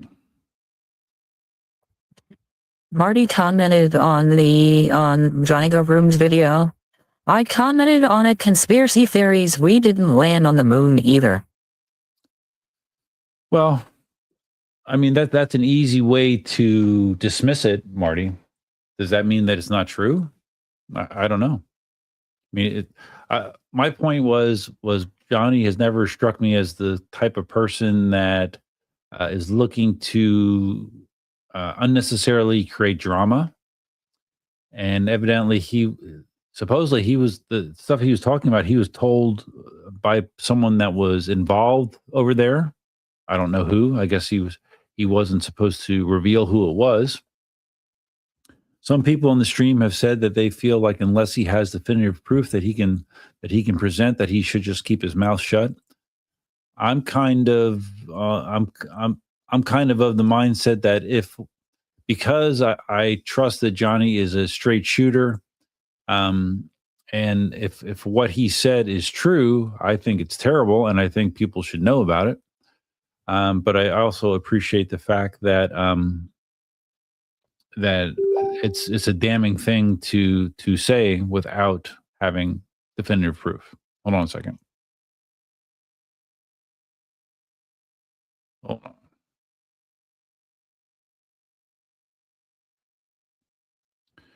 Hold on.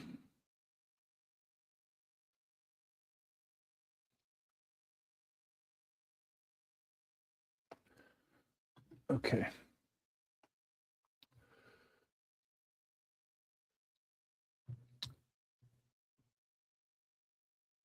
Marty says, I'll stick with Roger, who was there when it happened.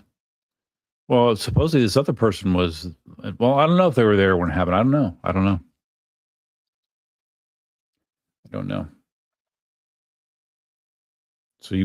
So Roger's word is good for you, Marty? Now? Yeah. I'll leave it at that.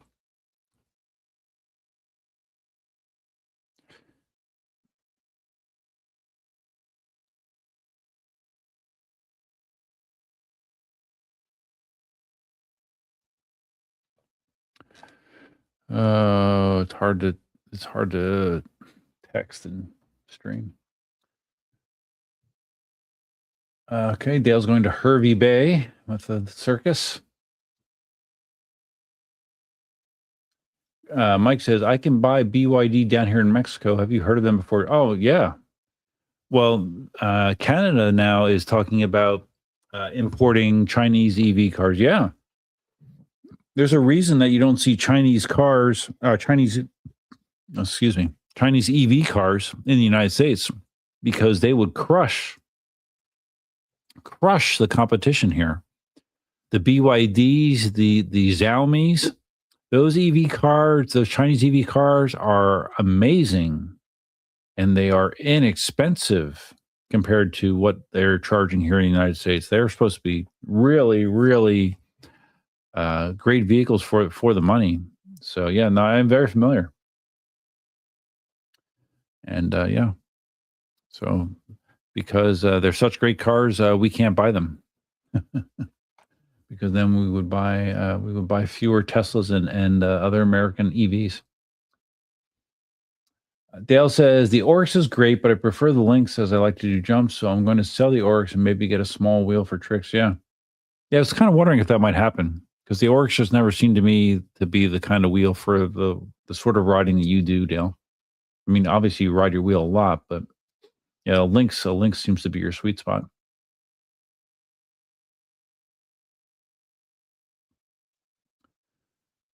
Ghost of Gut Funk in the circus. I imagine guys on electric unicycles in the little iron sphere cage now. Yeah. Oh, so Dale's just like okay. So he just helps set up all the stuff and pack it down. Okay. I don't know, Dale. Have you asked to maybe you could do like a little presentation on your wheel, man? Freaking riding around doing your crazy tricks. I bet there's a lot of people that find that pretty entertaining.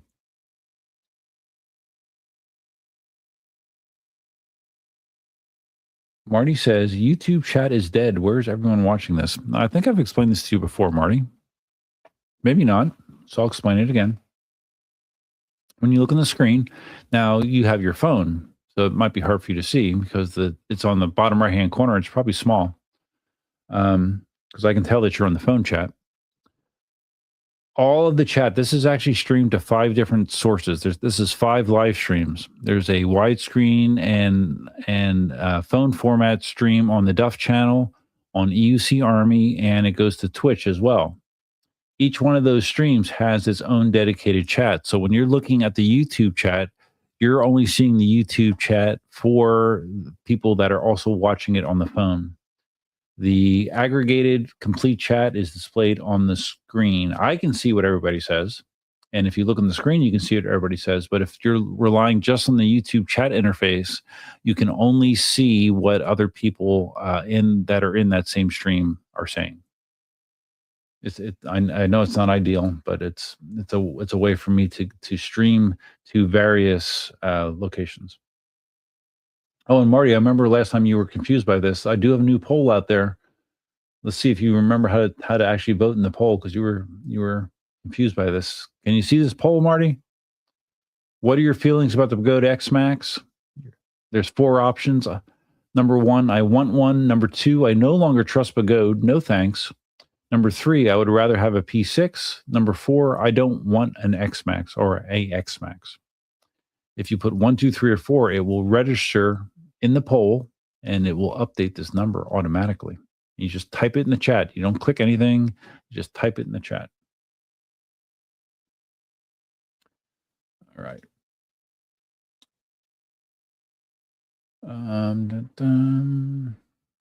Dale says the biggest circus tent in Australia. Really? That's cool. How long have you been doing that, Dale? And does it pay well? Ghost of Gut Funk. I'm the lone guy in Twitch. Don't mind me. Yeah, I know. Yeah, well, you were in the last live stream. I appreciate that, dude. Yeah, I tried multiple times to kind of get my Twitch game together, and it just never goes anywhere. But I am there, and I do appreciate you participating from Twitch. Oh boy. All right. Johnny is a drama queen. Are you kidding me? I don't even know his name or what he looks like. I'd rather argue with real people. What the? What does that mean? What do you mean? He's a drama queen?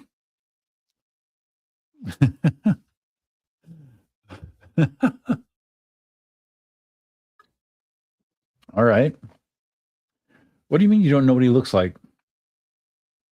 I'd rather argue with real people.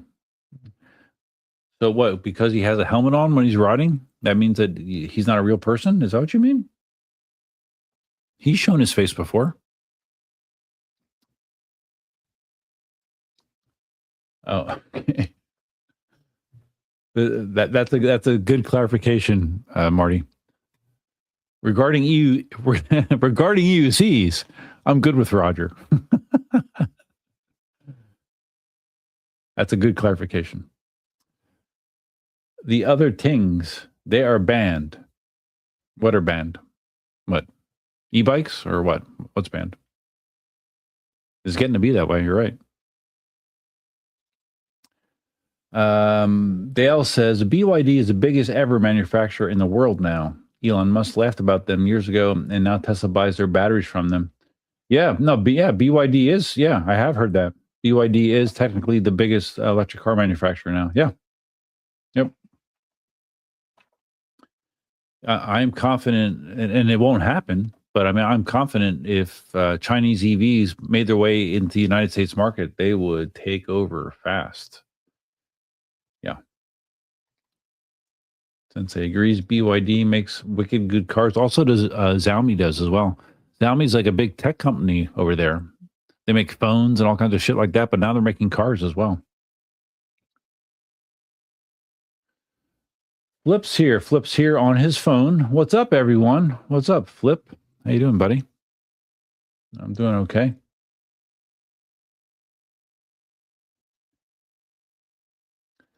So Dale says that's why I want another small wheel, better for stage style tricks. Okay. Well, like, what are you thinking about? Like a in motion?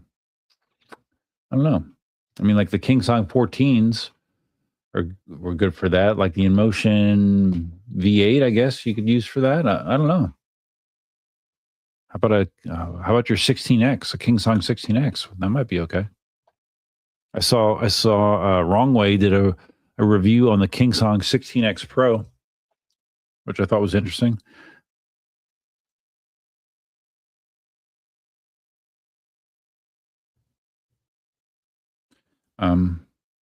I didn't know that they did do some significant refreshes to the King Song 16X. Like it has different pedals and it actually has a screen. It has a little display screen on it. You know, similar to the large pixel format that's on a King Song S22, but it's a smaller screen, but it's that kind of screen. So yeah, they did actually do some improvements to the 16X Pro. Not that I would want one, but yeah, he did like a half-hour video, half-hour review of the 16X Pro.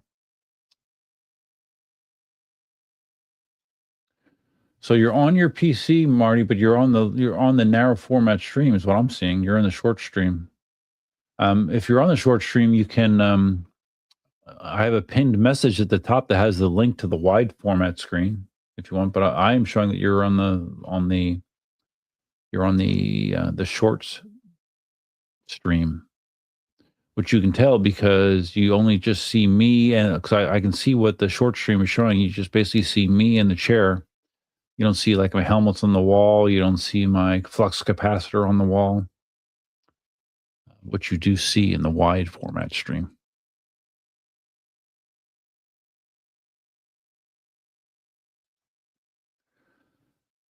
Okay. I do appreciate you coming, Marty, because I mean, it gives me an opportunity to use my voice mod. I do understand how the streaming works. I was stating the YouTube chat is dead, and I was wondering where everyone is hanging out. What do you mean it's dead? I got lots of chats in here. I don't understand what you mean. Dale's been doing the circus thing all year. Doesn't pay well, but I get paid cash, so no tax. Really? Okay. Yeah, I had no idea. Leo gets in here. Nice. What's up, Leo? Welcome, buddy.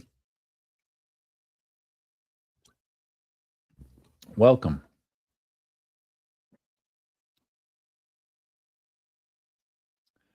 Uh-oh. All right, here we go. We got some pushback. Dale says to Marty, so Marty, you don't know his name, which you just said, or what he looks like, but you have an opinion on him, right? I mean, I could expand on this, but we'll see what Marty says. One Last Run. Good evening, Duff and everyone. Good evening, One Last Run. Welcome. I've been streaming for 2 hours and 18 minutes already.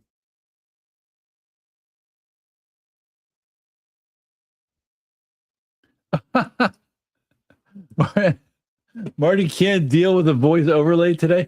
Last live stream, Marty wanted me to use the voice one. Now it's annoying him. All right. Well, sorry, guys. We scared Marty away because he can't deal with the Karen voice. That's funny. Or maybe he couldn't deal with Dale pushing him on the Johnny comment. Maybe. Dale says I should have some of that tequila. It's still sitting here looking at me. Maybe I'll take a shot after I finish the Cayman Jack. So I'm getting tired. Oh yeah, we can talk about this. Wrong Way is now saying his clip-in pedals might have not been such a good idea after he broke his foot using them. Whoever could have predicted that bolting your feet to the pedals was a bad idea. Yeah, when he did that video about the SPD pedals, I'm like, what the hell are you talking about? I mean, I have those pedals on my road bike. Yeah. Like if you're able to rotate your heel out, it releases. But there are situations where it doesn't release cleanly. It was he loved the feeling of being locked in. Well, you don't love the feeling when you fall and you're locked in. So yeah, he should take that video down where he's singing the praises of his SPD pedals. And the funny thing is, there's other people that were saying, "Oh yeah, this is the best thing ever. Where can I get some?" I'm like, oh, you guys are crazy, man. You're asking for broken bones or ripped joints or torn tendons. I mean, it's crazy.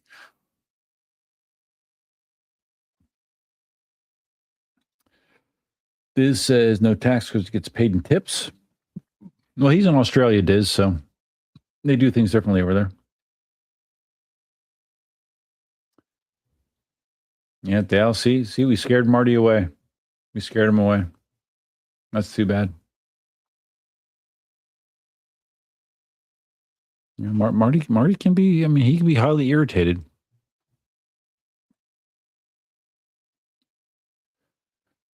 So Sensei's watching on his Xbox, but using his almost dead phone to chat. Cool. And Dale agrees that it was a bad idea, the SPD pedals. Well, like I said, there was a percentage of people that thought it was a great idea for some reason. I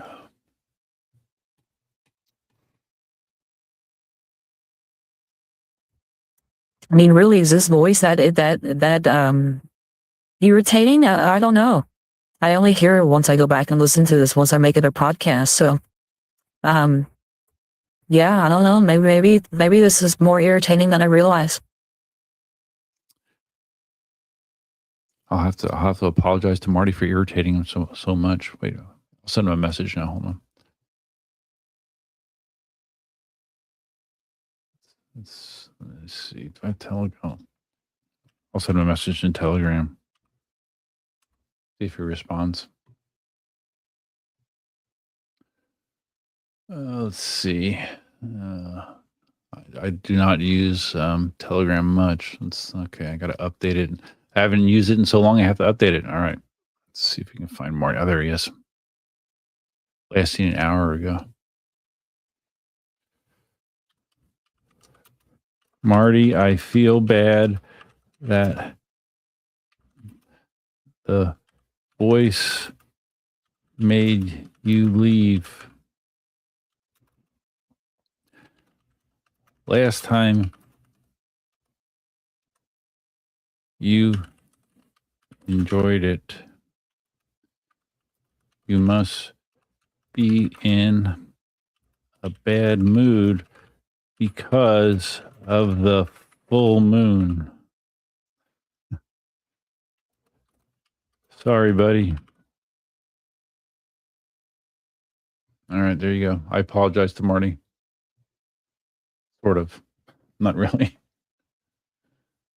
Dale says there's also a percentage of people that are stupid. Really, Dale? No kidding. I have no experience with stupid people. Not at all.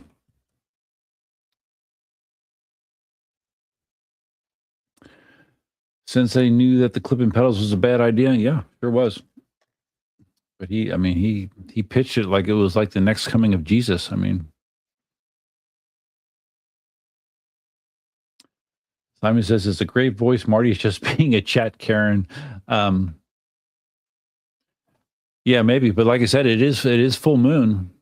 So that does affect that. That typically does affect me. I don't think it really is affecting me this month. It's kind of hit and miss. But let's see when full moon actually is. Alexa, when is the full moon? And hurry up and tell me. The full moon is happening right now. It's peaking at 1:23 p.m. Eastern time today, May 1st. Why did it take you so long to tell me? Are you getting slow? Slow? I just processed your question. Searched through astronomical databases, cross-referenced multiple sources, and delivered the exact timing of tonight's full moon in about 2 seconds. If that's slow, then what the hell does fast look like to you? Okay, I'm sorry. Hey, no need to apologize. I was just being my usual smartass self. Thanks for asking about the moon, though. It's actually pretty damn cool that we get to see the flower moon tonight. Okay, so tonight is actually the peak of full moon. So yeah, that's probably why.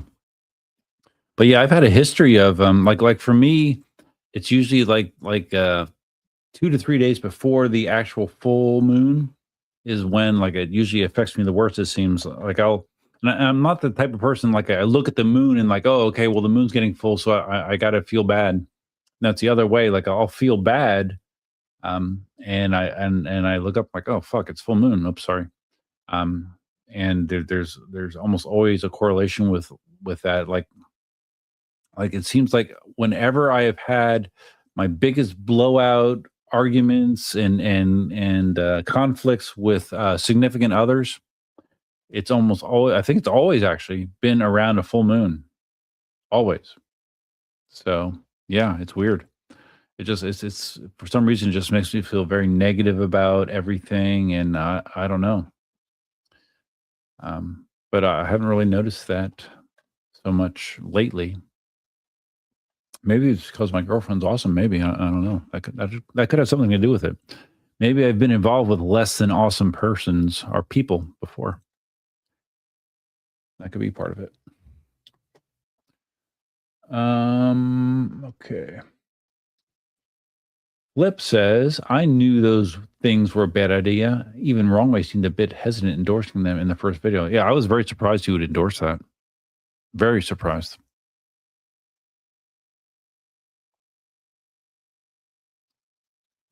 I told you the sassy version of her, it's mildly entertaining. And don't ask her about political things. She will not talk political. She just gives you very generic, canned answers about political things. Although I asked her what she thought about Pam Bondi getting let go as the Attorney General, and 4 different times Alexa said that Pam Bondi was the Attorney General of Florida and didn't recognize that she was the Attorney General of the United States. And 4 times I told her this, and she said that she was not the Attorney General of the United States, which I thought was bizarre. So I said basically, why do you not know this? And she said, what are your sources for saying that Pam Bondi is the U.S. Attorney General? And I said, Google. So it pauses for like 5 seconds and says, oh, it turns out you were right. Pam Bondi was the U.S. Attorney General and was recently let go. So it was just like a head scratching thing to me. Like that's weird, right? It's weird that that it would not recognize that. It makes you think about what kind of censorship's going on, or massaging of information. Pretty weird.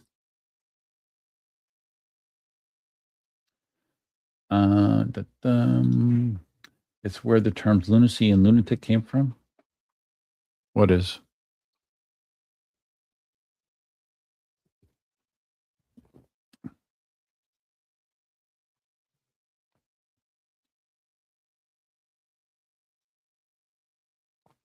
Simon says wrong way endorses riding naked at full speed into a plate glass window. Regrets instantly. What? It sounds like something he might do.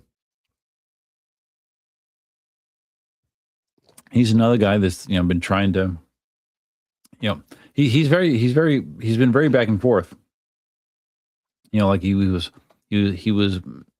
trying to make a living on YouTube, and then said, I can't do it. I got to get a normal job. And then he made his normal YouTube channel. I guess that didn't do well. And either he couldn't find a normal job, or he didn't want to try to do a normal job, so he went back to being wrong way. And but his last video, again, he was making comments how he's having a hard time getting by with YouTube revenue, which definitely is hard to get by on.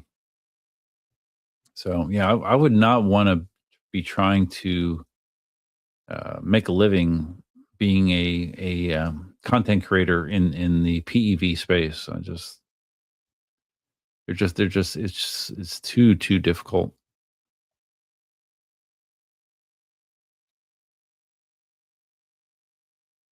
Wow. Oh, okay. Thank you, Simon, for that clarification. Oh, it says lunatic and lunacy from the full moon affecting personality. Really?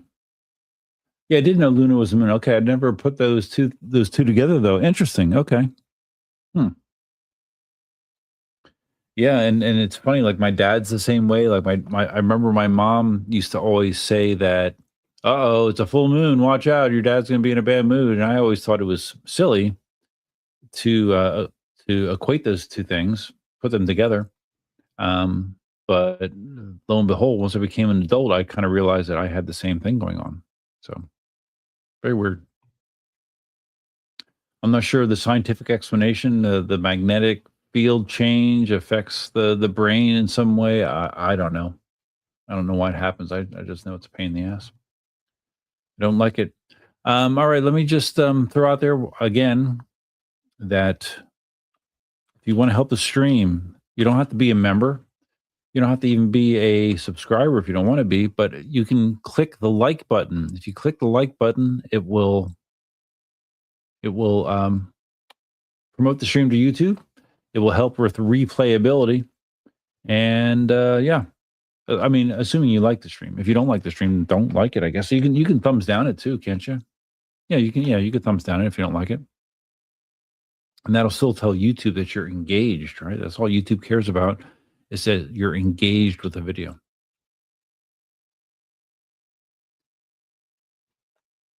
All right, Cayman Jack's done. I don't know how much longer I can go here. I had the tequila looking at me. I mean, I could take a quick shot. I'm supposed to only do that if I got 5 super chats, and I haven't gotten any. So you clicked it twice, Diz. You click it twice, then you unlike it. Don't do that. Simon says my dad used to get affected by the full moon. Also, he was a werewolf, though, so it makes sense. Yeah. And sometimes I almost felt like I was a werewolf. I don't know. But I mean, like, it's funny. Like, I was in past relationships, most of them, I had underlying issues or unhappiness in them, and in normal situations, I would just sort of push it under the surface,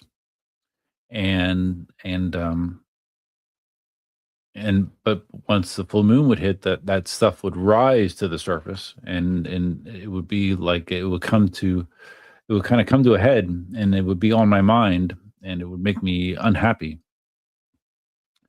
Now I don't feel like I have that same kind of thing going on, so maybe that's why it's not affecting me in the same way, which is good. But Simon just gifted 5 memberships. Dude, he's done that a number of times. Awesome, dude. Thanks, man. I wasn't begging for it. I didn't, because you've done this like 2 or 3 times now. All right, let me look and see who got them. Let's see who got the gifted memberships. Let's see. Yeah, because it just randomly picks. So Disconnected just got a membership. Okay, so yeah, you get a free 1-month membership thanks to Simon. Orbit 71, I don't know who that is. SCKC5YB, I don't know who that is. JCI Bullet, I don't know these people. I only know Disconnected. George Gale. Wow.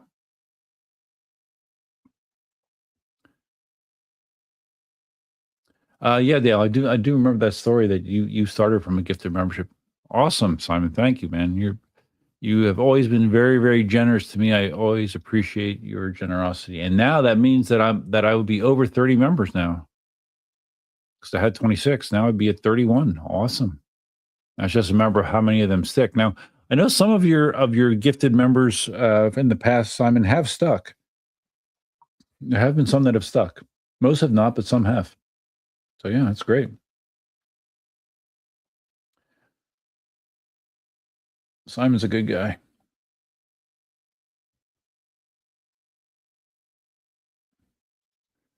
Sensei had clip-in pedals on my road bike. Yeah, me too. I was talking about that. Yeah, I have a road bike. It's sitting out there. I have a Trek road bike with SPD pedals on it. Did a couple test runs before taking it out on the road. My first time riding the street, I couldn't get my foot out of a clip and fell over at the red light. That's happened to me. Yeah, that's happened to me.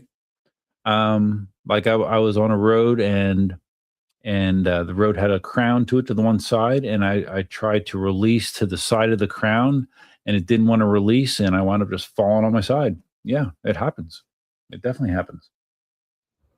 So yeah, and that's with a nice light 20-pound road bike. You know that's only moving under my power.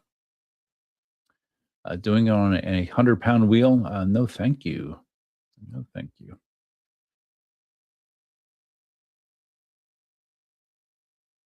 Yep, Simon. Yep, I'm over 30, man.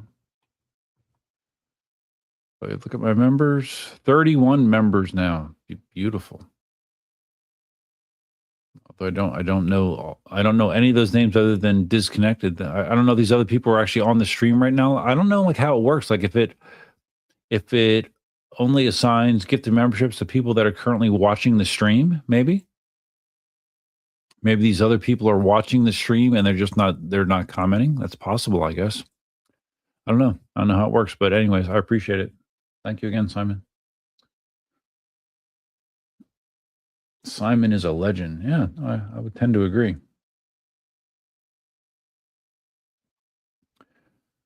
Dale fell off his wheel drunk a few weeks ago when I was riding seated and pulled up and put my left foot out to stop on the ground and tipped the other way. I think I remember, didn't you post like the injuries from that or something, Simon? Or Simon, Dale? I think you did. It's on video? Okay. I don't know if I saw that or not. Oh, well, I did see that. Now that you say that, I did see that video. Yeah, it looked kind of silly. Yeah, and you look drunk. All right, I'm going to hit the bathroom real quick. I'll come back. I'll do one shot, and then we'll see how long I last after that, because it's 10:22 my time.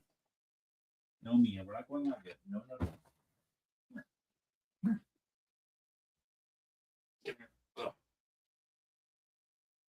Just in case you're wondering, this is Mia. She's very sweet, but she's very high energy. Yes. Right, Mia? Yes. But her and Elsa are like best friends. Like they spend all their time together, so it's good. Right? There you go. I'll be right back, Mia.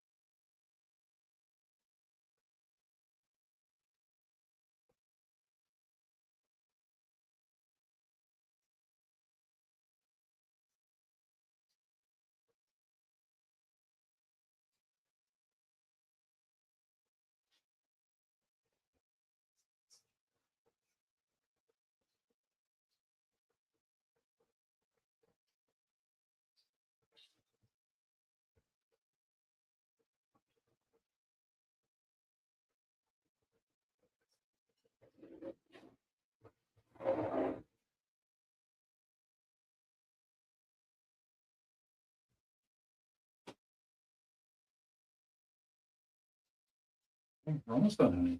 We're almost done. All right.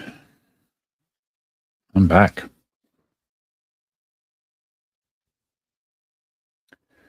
Is Mia Italian? Yeah, right? I don't think she is. Simon says he thinks he just picks from subscribers. Well, I wonder if you're a subscriber and you're not watching the stream, how you know that you're actually became a member. It must notify them somehow. I don't know. All right, here's my tequila. This is from Costco. Tequila Añejo. Yeah. This is like a lot of tequila. Like most of the tequila I've drank is clear. This is like amber in color, for whatever reason. It's some of the tequila I buy. It's expensive. It's like 60 or $70 for a container smaller than this. This stuff, it's like $20. So it seems to, I don't know, it seems to get the job done. Tequila, yeah, I think the most tequila I've done is I've done at one point I did 8 margaritas at a Mexican bar. I don't know if I ever talked about this in a live stream. I may or may not have. Did 8. They had a 2-for-1 margarita deal going on, and I had 8 of them, and somewhere between 7 and 8, it started to hit me, and I was in bad shape, and I managed to stumble out to my Tesla, and I sat in my Tesla for an hour and a half, just feeling awful. I had the seat back, wound up throwing up 3 times. I just opened the door and threw up out the side of the door in the parking lot. Kind of embarrassing. And then finally, after an hour and a half, I just put the car in full self-driving mode, and it drove me home. Thankfully, it was only 2 miles. But yeah, so yeah, tequila can do a number on you. That was my point. Okay, so here we go. I'm just gonna, I don't know, drink some.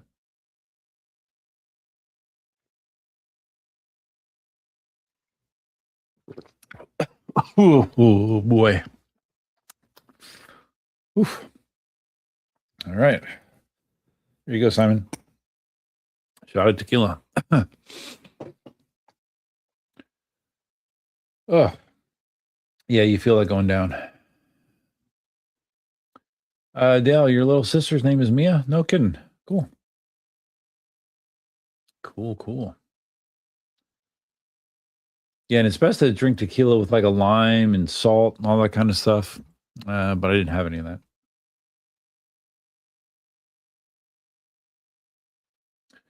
Simon said the worst hangover he ever had was from tequila. I still like drinking it though. I don't. Even when I had that throwing up episode, I don't recall having a horrendous hangover. So I mean, I can drink it, but and that was just too much. It's always dangerous when you have these 2-for-1 deals. It's like, oh yeah, I'm getting this great deal. Look at me, getting twice the alcohol for the cost of one.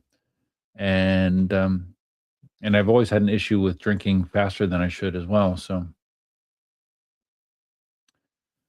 I paid the price. That was the first time I threw up in a long time.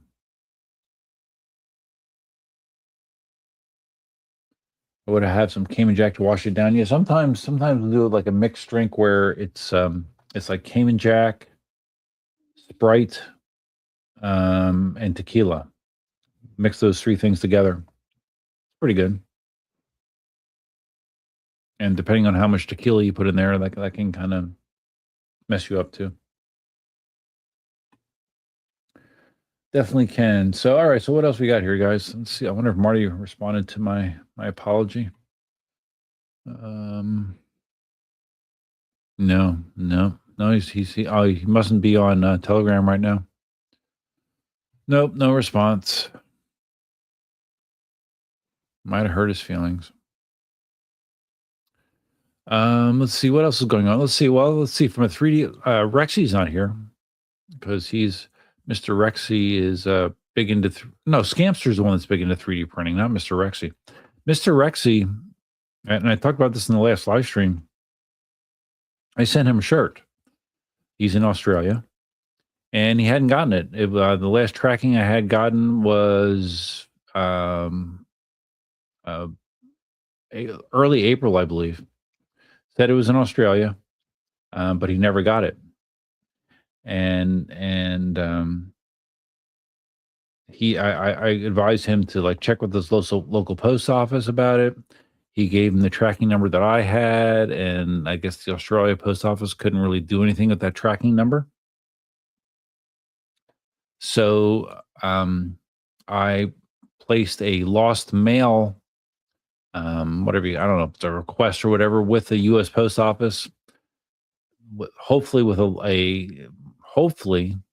could find this item, but I have a feeling that it's probably lost, or I don't know. I don't know what happened to it. It made it to the Australia and disappeared. So we're going to give it some time, and then I might just send him another shirt through a different carrier, maybe like a UPS or something like that. So that's disappointing. And how did I get in that tangent? Oh, like I said, Mr. Rexy. No, that shot's. I think that shot's hitting me really quick. Scamster is the guy that's into 3D printing, and this week you can't really tell here. Can you? No, you can't. Well, sort of. But you can see here is my Snapmaker U1 printer. I've been shifting my room around to make room for another 3D printer that I have coming. I have a FlashForge Creator 5 Pro, which is very similar to the Snapmaker U1. It's a tool changing printer that allows you to print multicolor stuff significantly faster than a Bamboo Lab printer and with significantly less waste. And that's going to be arriving, and I plan to be having it on. I have a wooden stand that I built right here. You can't see it, but it's going to be sitting down here on this stand. And I've shifted everything around to give me room for that printer. And I also sent my Bamboo Lab A1 to my nephew last week to allow him to have fun with that. So I got rid of a printer, but I'm going to be replacing it. It's supposed to arrive sometime in May, I believe. So yeah, 3D printing is still going strong. Although I'm still not selling hardly any stands. Yeah, it's just, I don't know. People don't want to buy EUC Army stands anymore. Let's see. Oh, Dale is having a beer now. It's past midday. Okay, well, I feel better having my tequila then, Dale.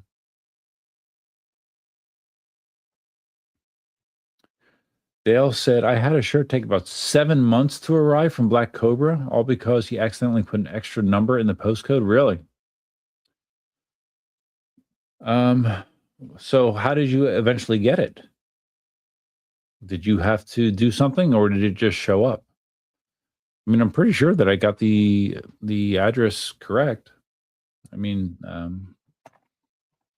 Mr. Rexy saw what I used, so.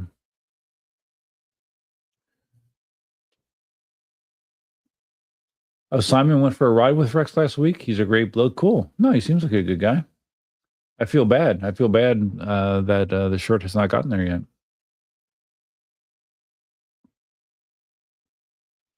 Dale has stayed with Rex last time he was in Melbourne. Got a ride to SA with him. Yeah. Hey, Simon, did you know this? Do you know Scamster? I mean, do you ride with Scamster? Because I didn't realize that Scamster's name is Simon as well. I found that interesting that Scamster's real name is Simon.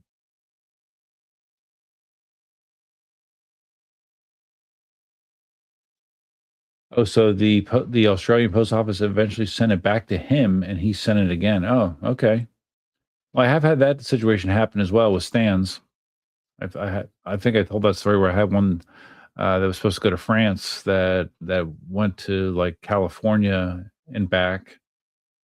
I think I went to California, then it might have made it to France and came back. But yeah, I remember the stand came back. It was all busted up from getting shipped all over the world. Hi, honey. Hi.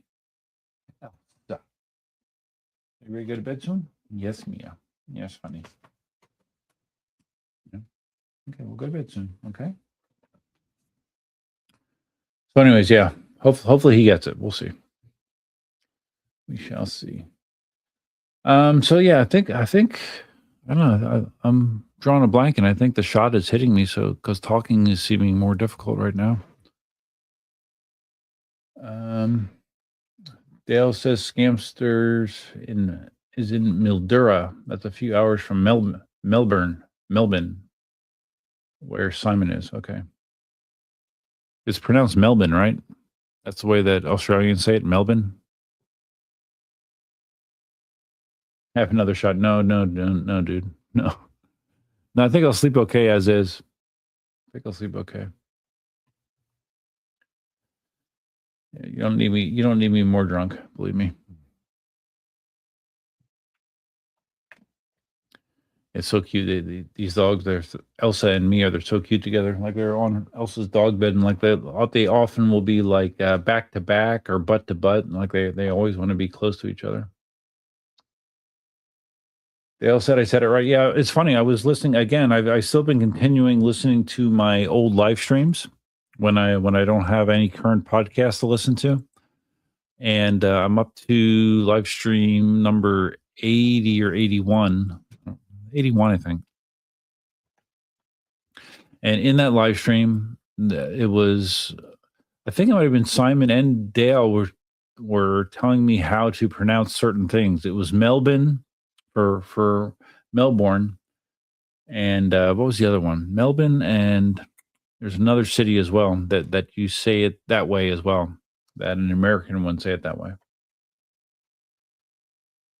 I thought it was funny. It's very interesting to me to listen back to these old live streams. It's kind of like going into a time machine and reliving whatever was going on at that time. Like during that time, that was when I was in the middle of relationship turmoil, to put it mildly. I had just ridiculous things going on relationship wise, where I was dealing with someone that was just a dishonest, just a narcissistic, just a bad person in retrospect. And unfortunately, I didn't realize it until it was too late. But I was in the middle of all that shit back then. That was back in 2023.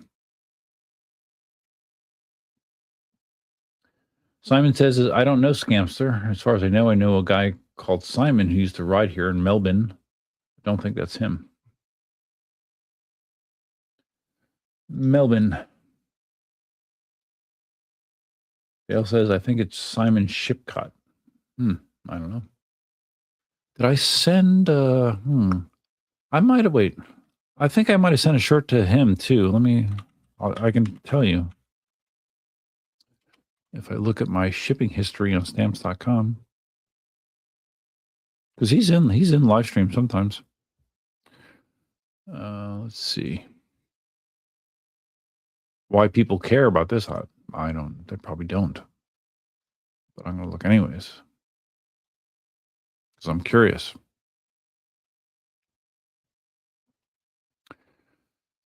Let's see how many Simons I have here.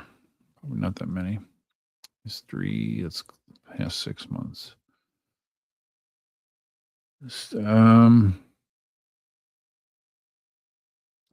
Okay, so is this you, Simon? Is your last name Cook Russell? Must be.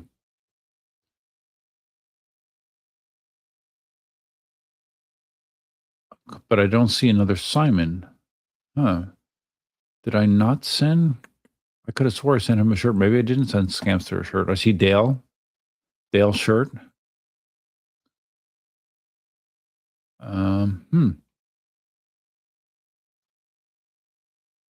Yeah, I don't see him. And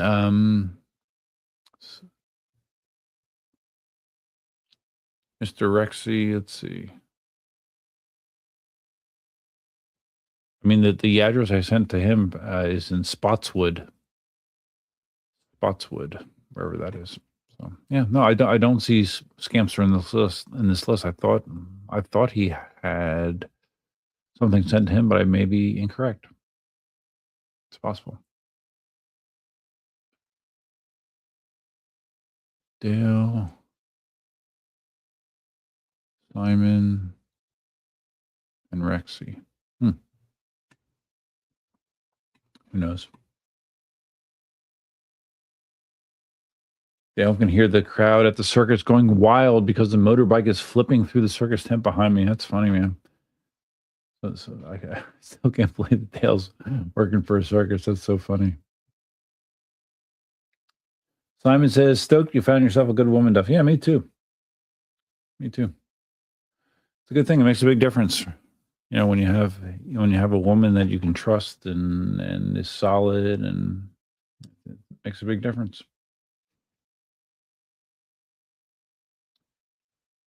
Simon's last name is Shirel. Well, then who's Simon Cook Russell? What the heck?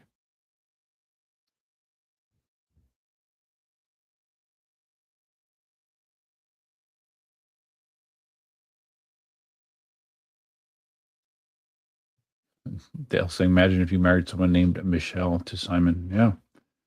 Imagine that. Oh, wow. Okay. So we are creeping up now on the 3-hour mark. I think that's probably a good point for me to end it. I haven't done a 3-hour stream in a while.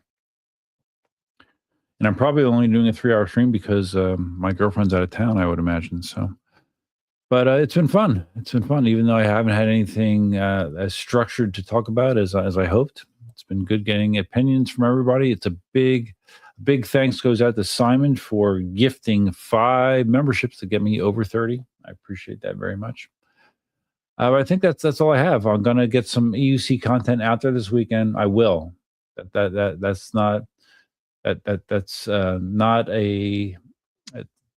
not a statement. That's a promise. I will. There will be a conventional EUC video from me this weekend. I'm just not sure exactly what it's going to be, but there will be.